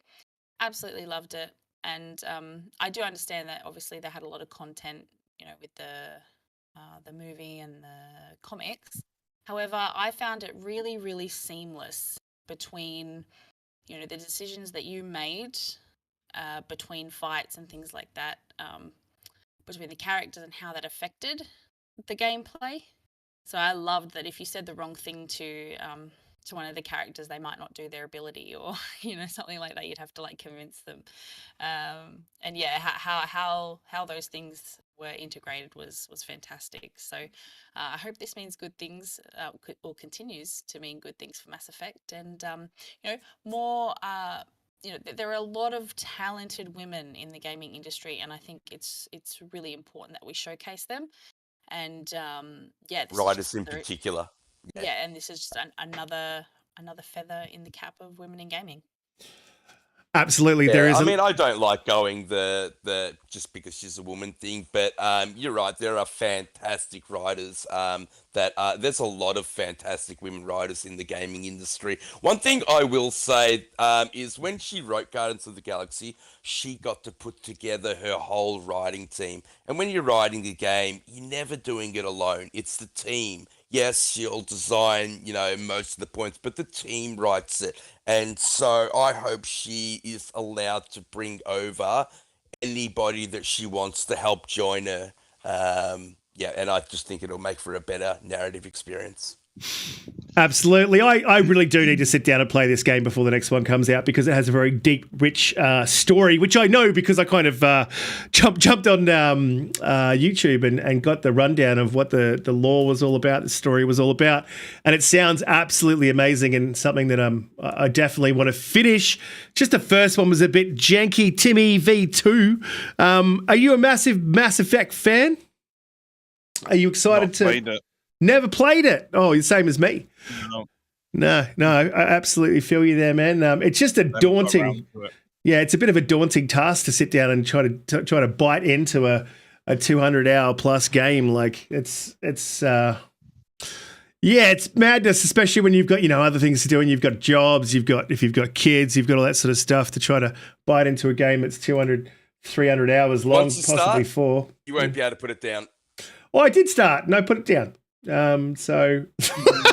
But that might just be because the first one and the mechanics I found a bit janky, and I also felt you could feel how long this game was going to be, and that might have scared me off. Plus, I was in the UK at the time on a really tiny little 1080p blurry TV. It just wasn't hitting with the right notes. But I will sit down, have another crack at it. I'll move on to the next topic. Before I do, guys, if you're new here, please hit that subscribe button. If you're joining us once again, you guys are amazing in the chat. You keep us going. Please hit that like button, share us out, let people know. And Grey Monad, I know you're working on Mass Effect hard. and he's slowly getting there. He is killing it. I need to catch up to him if I can. Look, so we'll move on to the next topic. And this is something that we have talked about quite a lot on this show. You know, the name of the show is Xbox Infinite, and so Halo Infinite is very dear to our hearts, even though it's been heartbreaking. But we got some good news. Finally is coming out of that studio, and we've talked about this before previously in the past, how Infinite did not like to hire former Bungie developers, especially in lead roles, from former lead positions, which is a misstep. You know, you're talking about guys who created a beloved franchise that have deep knowledge of the franchise and as I said, have a love for the franchise. So it's a good thing. They have decided to hire a former Bungie tech director to give him a go and hopefully right the ship because it needs a lot of writing. All we've heard there from 343 lately has been negative after negative after negative after misstep after misstep, and I'm frankly sick of it. I've stepped away from the game. I did play it the other day. I'm still just as good as I was. But it's good to see Paul Bertoni joining 343, and hopefully we can get some things back on track. Pete, are you excited to see a tech director joining Bungie? Yeah, joining look, 343, my bad. 343, yeah. Look, for the very longest time, 343 was extremely reluctant to hire ex-Bungie staff. And they made it very clear that they wanted to take the franchise in their own direction, and they wanted to move away from what Bungie did, which, if you ask me, has contributed to their downfall and the downfall of the game. Now, Halo Infinite is great, and I don't think they would have gone the open world route if they didn't do that, you know, and come up with their own style of game, because let's face it, they changed Halo considerably by going open world, and I think it was the right call, and I think the proof will be in the pudding when we actually finally get to play co-op, because that game screams co-op to me. In saying that, I think Joe Staten has had a large role to play in hiring Paul, because they worked together for all the way from back in Chicago, all the way from I think 99 to 2012. So Halo 1, 2, 3, Reach, and ODST, they worked together. So they have a very good working relationship. They know each other very well. They know each other's strengths and weaknesses. And I just hope that this is a changing of the mindset of 343 and they start hiring more ex-Bungie staff, because one's great, but it's not really going to make a massive difference. I think they need to start bringing in more and more. And there are a lot of ex-Bungie developers that are working, say, for Creative Assembly, that are working on, you know, the Halo Battle Royale. So they are there. They are working on Halo, but not on, you know, not actually at 343. But yeah, look, this is really exciting news. I think that the ship really needs to be righted when it comes to Halo. I love the game. I tried to play it again yesterday, and I think I balleted through 5 people in 2 games, and wow. You said, I've had enough of this, I give up. Yeah, it's incredibly frustrating. Yeah, great news. Absolutely, yeah. Sorry there. I was just doing some stuff in the background here. Look, I'll move to Tim Dog. Are you excited to see a tech director from 343? From Bungie joining 343. I know you guys have been super critical of Halo over there on RDX, and so have we here. And it's just, yeah, it's just sad to see a great game with great bones just light on content and slowly lose its player count, because it could have been, it can still be something special. So hopefully we see that. Well, that's I think that a lot of times. Listen, I've been a big proponent of 343, and I've backed them, but I've recently become a little soured, especially with the stupidity with that the racial thing that was done. That was horrible, Team Dog. The bonobo, yeah. Bonobo, and then just some of the other stuff. I've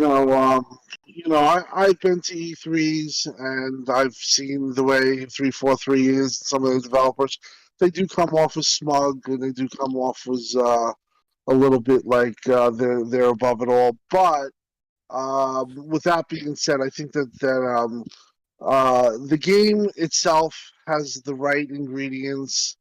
It just needs to, instead of being an appetizer, be a full meal. Especially with what they promised, they have to get ray tracing. They have to get all the things that they promised to the community. I do think it still could be great. So I will give them the benefit of the doubt there. I'm not writing them off, and I do think the last couple of weeks they've had several hires that were notable, and the latest one, obviously the most notable. I think that they're building up a real. I think that they kind of reset when they had at the end of the when the game came out, a lot of contracts end. There was a lot of people missing. Obviously, as I said, December was like a recharge, so a lot of people went on vacation.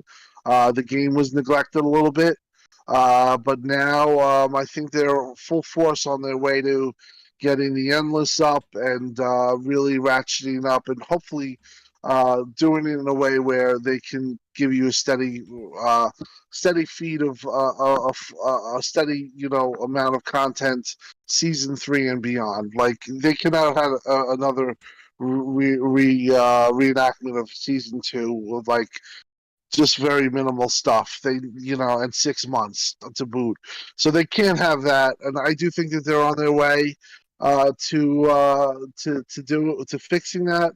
But I do think that they definitely need to have themselves check themselves. Maybe really look at themselves, and if they can't deliver this time, and there's still problems, there has to be some types of change.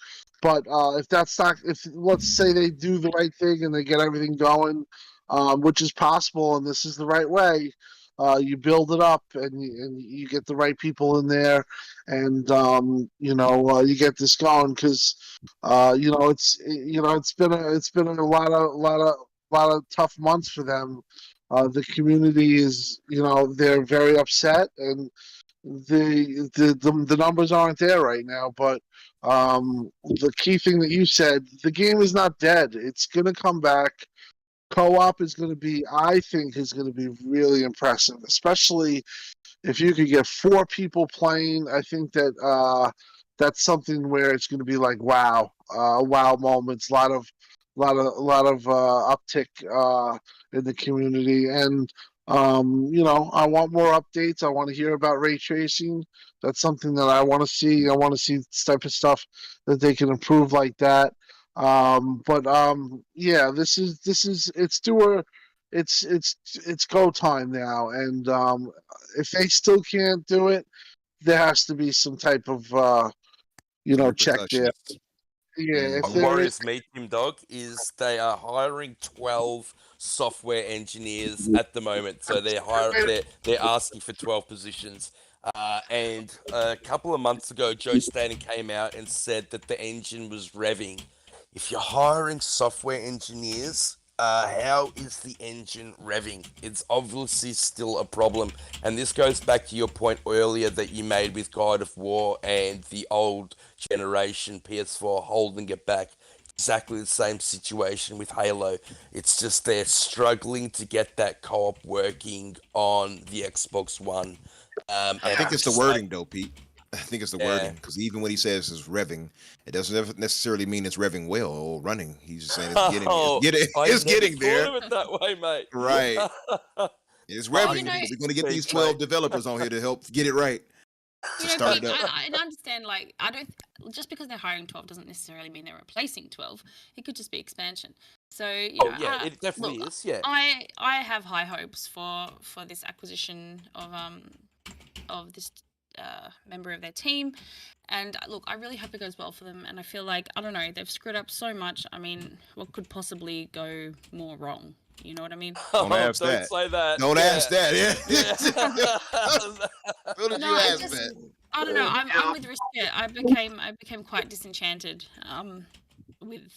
with the game. Like I enjoyed the campaign so much, and I jumped into multiplayer, and ever since then, it's just, I don't know, hasn't had much to offer me. I'm looking forward to the co-op campaign, but your team is full, so if anyone needs another member for their team, hit me up, because I don't have a team. Because we'll just kick Bloodwolf out, and you can join us.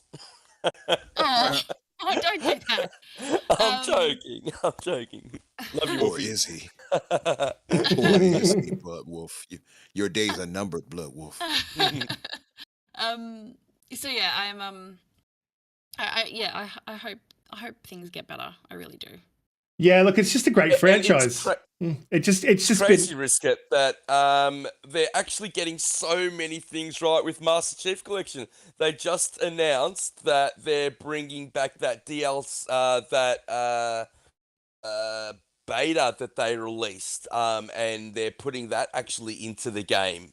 So with Master They're Chief getting some Collection, things wrong though. Yeah. The microtransaction thing they just talked Well, about. we're not sure if they're going to go that route. Now, there was a rumor that they are doing that, and I hope that they don't, because, I mean, let's face it, Halo has made billions upon billions of dollars, so they should have had the money to continue that franchise.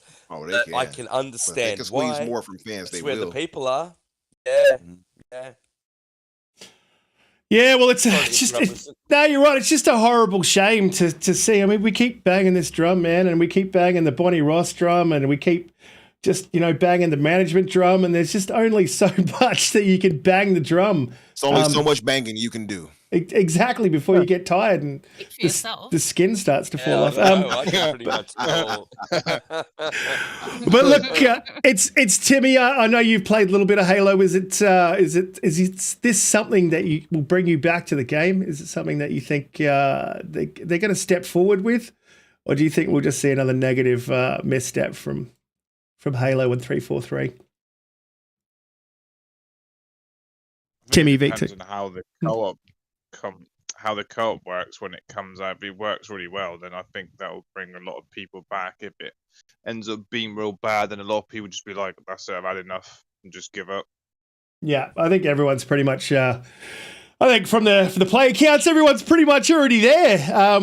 But hopefully that co-op brings people back into the game, because I love it. Co-op and Forge. Yeah, I just want content. They showed a picture of Forge yesterday. So it looked like that whoever was making, or whoever released the picture, was making Narrows, the multiplayer map Narrows, and everyone was saying, I mean, I've heard a few people in the community saying that even 343 will be using Forge mode to be building out their new maps, and I was watching a few videos on it, and I don't believe that to be the case. And when you actually look at this picture, you can, just like when you're playing Halo 5 with their Forge maps, that already pushes the Xbox One engine to its absolute limit. And these, don't forget that Forge will be releasing on Xbox One also, and so you can definitely tell when you're playing a Forge map. And when you're playing actually made map by the developer. So although I think Forge will be a great thing, I think 343 need to start putting out their own content as well. Yeah, absolutely. They do. There's only so much we can bang the drum about this. So I'll move on to the next topic, because it is an extremely negative topic, and I'm honestly, to be frank, I'm sick of talking about Halo and 343. I'm sick of them basically fucking up all the time and making the game a farce and a joke. And it's not a farce and a joke. It's a great game and a great series, and it could be great again. And hopefully they pull their shit together, and we can come back. I mean, getting Paul back like that when he worked on the 5 previous games in the past of Bungie's, I mean, that's a positive sign. If anything, I think they're headed in the right direction. I just wish they got there sooner than now. Yeah, well, absolutely. You can tell how I feel about the game at the moment, which is just disappointed. Yeah. I'm not angry. I'm just disappointed. But I feel you. Hey, that's such a dad. That's such a dad thing to say, mate. Yeah, look, I'll move forward to the next topic. Xbox confirmed its presence at Gamescom, and I'll fold the other one is that Xbox has actually surpassed 250,000 units in Japan as well. So it's good to see Xbox getting out there and attending all these shows and doing the marketing, which I think is a little bit poor for Game Pass. But as a whole, I think good. They've done a really good job of marketing themselves, especially in Japan, and supplying these JRPGs and Japanese-style games to the gamers over there. It's what they want, and it's good to see Xbox stepping up to the plate there. And it's great to see Xbox succeeding in a market where they generally don't. And I'm looking forward to, and I mean, obviously they're in Europe as well, heading to Gamescom. It's good to see Xbox just spreading their wings and spreading their love around the community, and an absolute great thing. And I can't wait to see what they bring to us at Gamescom. And my question is to the panel, do you think we'll see those games that we wanted to see at the show, their E3, their showcase at Gamescom, or do you think they'll just keep it down to that 12 months, what's coming in the next 12 months, and highlight some of these? 12 months. Just before we do, I just wanted to say, piss off, Hargate. It is an Xbox Infinite without talking about Halo, mate. As far as that goes, Risk, they already spoke on it. It's just going to be an elaboration of what to expect for the 12 months. Now, if they're going to show more gameplay of these games, possibly, I don't see Starfield showing too much, just to be real. I don't see them showing much more in-depth than what they've given us already. Maybe a snippet here or two, but nothing major. But as far as other games, it's just going to showcase us more gameplay, I would imagine, of what they showed us and what to expect in the 12 months to come. That's what it seems to be. I don't think they're going to be any new games or anything like that. And that's generally what they do at Gamescom, isn't it? Pretty much. I don't. You're not going to see anything that you wouldn't have seen at E3. You were saying, you might get a tidbit here or there, maybe some new information. No demos, nothing like that. Maybe we get an announcement of an XO 2022. I did hear that they were looking at that possibility, or to have, because there was a time when they didn't know if they were going to be able to have in person. And they actually ended up having a little bit in person at the whatever their game show. I do think, though, they probably won't have XO. They'll probably save. I think you might get the next time you might get something or an update will be at the Game Awards. That makes the most sense. Yeah, and Microsoft has shown they got a love for Jeff Keighley for whatever ungodly reason to showcase their games there. Honest, there's a lot of the show is very widely viewed, so that's true. Well, that's the main reason. It's not really because of Jeff, to be honest. It's because his show is very popular and there's a lot of eyes on that show, and it's kind of become a little bit of a tradition ever since Hellblade made its debut and they rocked the world with Series X. So I do think that that's the next time you're going to get kind of big information. Maybe Avowed, I would love to see that, or something. Maybe Hellblade, a release date, who knows? Just don't get your hopes high. You might see more on games that they have coming to Game Pass, like High on Life, Warhammer, Atomic Heart, stuff like that. Scorn makes sense. Yes. Yeah. I don't even want to. I don't even want to see more of Scorn. Am I the only one? No, we've seen so much of it. Yeah. It's not. I mean, I don't know about you guys, but I've always been disappointed when Gamescom's come around. So they've hyped it up they hype it up like they do every time, and every time it's incredibly disappointing. It's basically a show that's not really worth watching anymore. I mean, the two big ones are, like you said, Umbra, that they much more focus on the Game Awards, the Keighley's now, and then obviously the main showcase. And Gamescom is always incredibly disappointing. And just the way they put the show together as well, I really, really don't like it. And they always have some weirdo hosting it. It's a strange show. Well, I don't know about the weirdo part. I would just say that they speak too corporately, if that makes sense. They speak too. Is that the European way? Is it? It is in Germany, right? It kind of feels like a very Germany. Yeah, it kind of feels like a very They're always weirdos. kind of feels like we love our German brothers.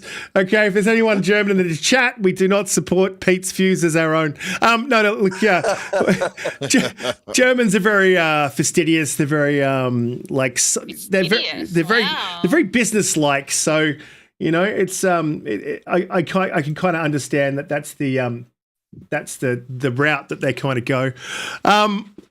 Look, it's been an absolutely amazing show, but I don't want to drag this show out longer than it needs to be when this is all that's kind of happened throughout the week. This is our topics. This is kind of what we had. Is there anything else you guys wanted to add before I go to the outros? Before I do go to the outros, I'll just say to the chat, you guys have been absolutely amazing. Everyone that came through with all your comments, the hilarity that goes on in there, you guys are absolutely amazing. You really do power the show.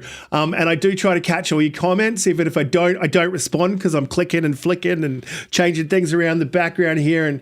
But we love having you here every week, and as I said, you guys power the show. Hit the like button, share it out, subscribe, and look, I'll go to anyone else got anything to add? No, I'll go to Tim Dog. Man, it's been an absolute pleasure having you here, man. It was a great show, and great. You always give great takes. We love seeing you on RDX, and it was great to have you here, mate.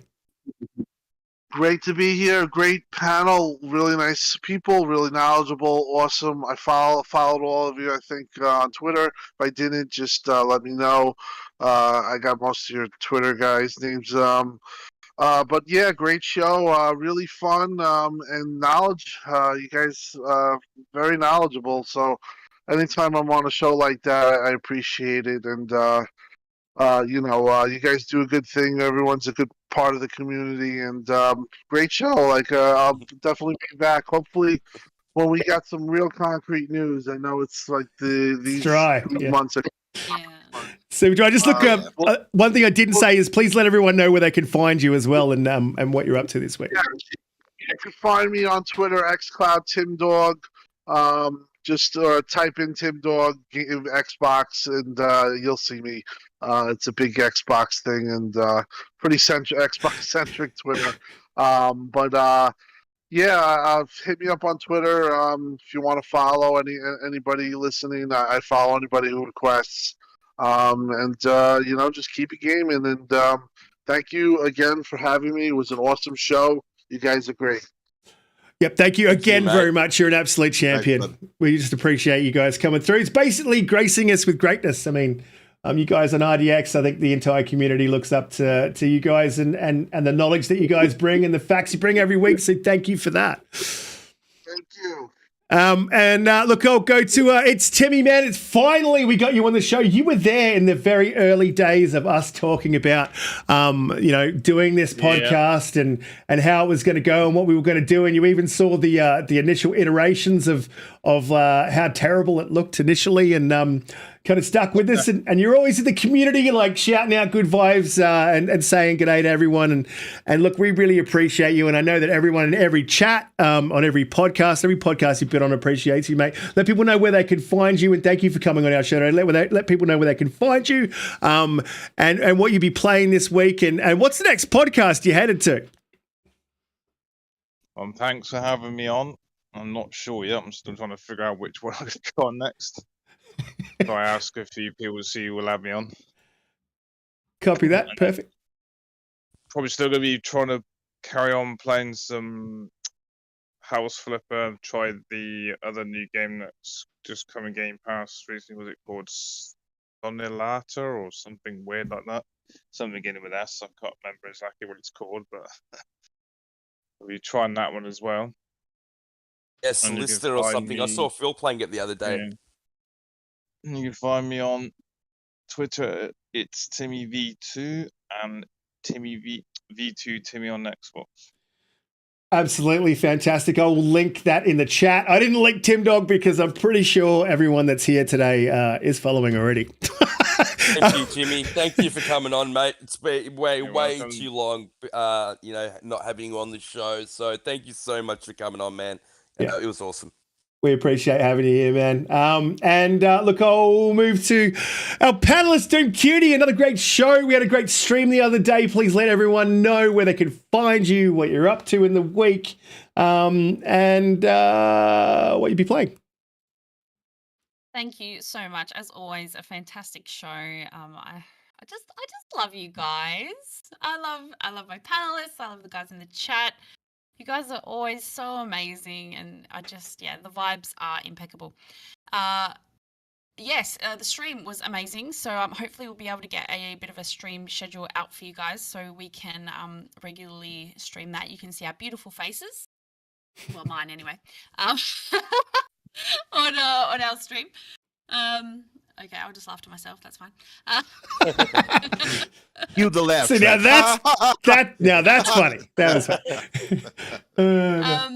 And this week, I'll be getting into more Gears. Look, I usually get a few games of Fortnite in. We'll do community games. Hopefully, I don't rage quit. Golf with friends again, because I yes, I was wondering what happened to you yesterday. That's just Steph for you, Dooney. Yeah, Steph scared her off, didn't he? It was late.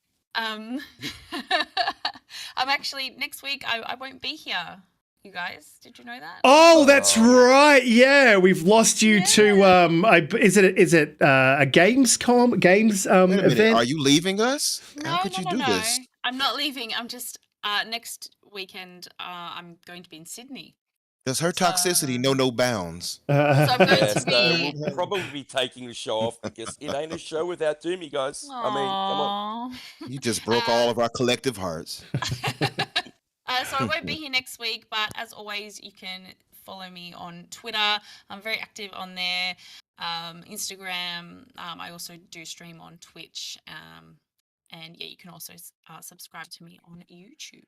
Fantastic. And thank you again. You've been an amazing panelist, and as the boys said, it's not a show without you, Pete.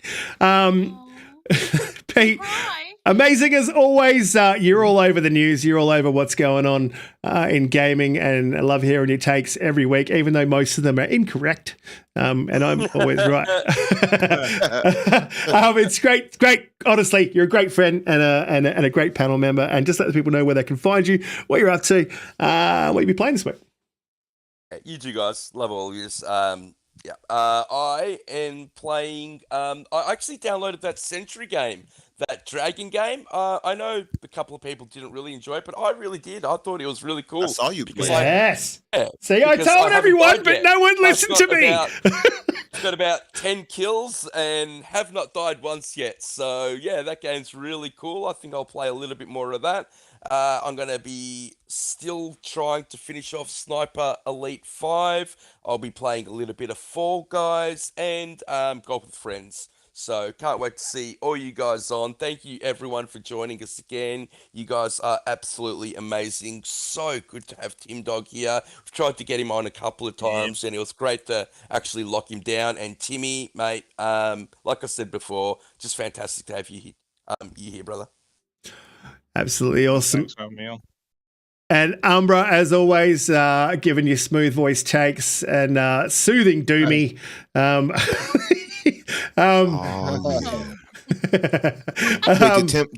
Did Timmy give his outro though for his or? Yeah, Tim Dog and Timmy. Yep. He did it. No, Timmy. Yeah, Tim Dog and Timmy. Both of them. Both. So Umbra, so back to you. Let everyone know where they find you, what you're up to, and how your week's been, and what you've been playing. You guys can find me on, of course, on Twitter under Infinite Umbra or Umbra Infinite. You will find me one way or another. And of course on Xbox. In karaoke spaces. And you'll find me in the karaoke spaces singing my ass off. Absolutely. I did go into one of them and I was like, oh, this is different. This is this is not gaming. Mass Effect. Sorry. Yeah. I had to go in there and serenade a few of the ladies. Stop it, Umbra. Stop it, mate. Hey, Doomy, you heard what they were throwing at me, right? You heard. Yeah. You henceforth banned from singers. It's great to see you having a good time. Well, Umbra, just stop sending those dick pics, mate. I mean, I like them. Don't stop sending. Well, what? Are we still on air? TMI. What are you playing this week, Umbra? So I'm playing this week. I'm going to jump on Mafia 2 and get through that. I never played it before. Oh, yeah. I beat the remake for part 1. I Mhm. love that. I'm sure part 2 is great. People keep telling me how great it is, so I'm going to jump into that. I played some Fight Night Champion for the first time in years. And got Great my game. ass kicked. Mhm. Yeah, I got my ass kicked by PYD. I'm hoping if we can. I played some Halo earlier too, by the way, with Timmy. As a matter of fact. No, not with Timmy. With my bad. It was with our buddy I was Pyro. gonna say, Yeah, he right, does right. not get nice. on Halo. Right. I beat Asura's Wrath the other day. I enjoyed that pretty much. That was nice. And yeah, I'm just hoping if we can get a community night tonight. Are you guys planning on doing anything for that? Like anything? I would like some more Among Us. Oh, Among Yeah, Us would be hopefully, mate. amazing. Yeah. Yeah, that'd Yeah. be great. Yep. We haven't Yeah. decided on a game, I don't think. So, I mean, why not? Among Us is always a great time. Yeah, I that unfortunately would be am playing babysitter because the rugby's on this tonight, so the missus will be baby free and I'll be baby full, so I won't be there. But if I can jump on later, you guys are on later, I'll definitely be in there for sure. So if you guys want to jump into the community game night, you just need to track down either me, Pete, Doomy, even Timmy or Umbra's game tag, and you will find us in the community game night at some stage tonight. Sorry, Umbra, to cut you off there. Where can people find you? You're good.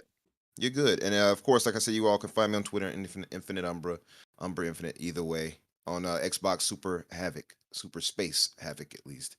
And enjoyed chopping it up with you guys. Appreciate you coming through, Timmy, and of course, Tim Dog. He's left, but I sent him a message. And like you said, we tried to get him a few times, and he finally made it through. So we appreciate you guys for coming through. And of course, my 3 co-hosts or 2 co-hosts and host. You guys, always a pleasure, chopping it up with you guys too. Oh, fantastic. Always a pleasure Always. and never a chore. Exactly, man. I love these Saturday mornings. It gets me away from from dadding for a little while, and I can't be interrupted. And Sometimes look, it is a chore with Risket because, quite frankly, he does nothing about games, and he's playing Gears for the first time I saw with Doom yesterday. definitely not playing Gears for the first time. Pete's just upset that I keep calling him out. We know that someone played it on your account. Anyway, it's been a fantastic show. Thank you all for coming through. Please hit the like, hit the subscribe, share us out, and we will see you next week here live. Catch you guys later. Later, everyone. Ladies, y'all. Yeah.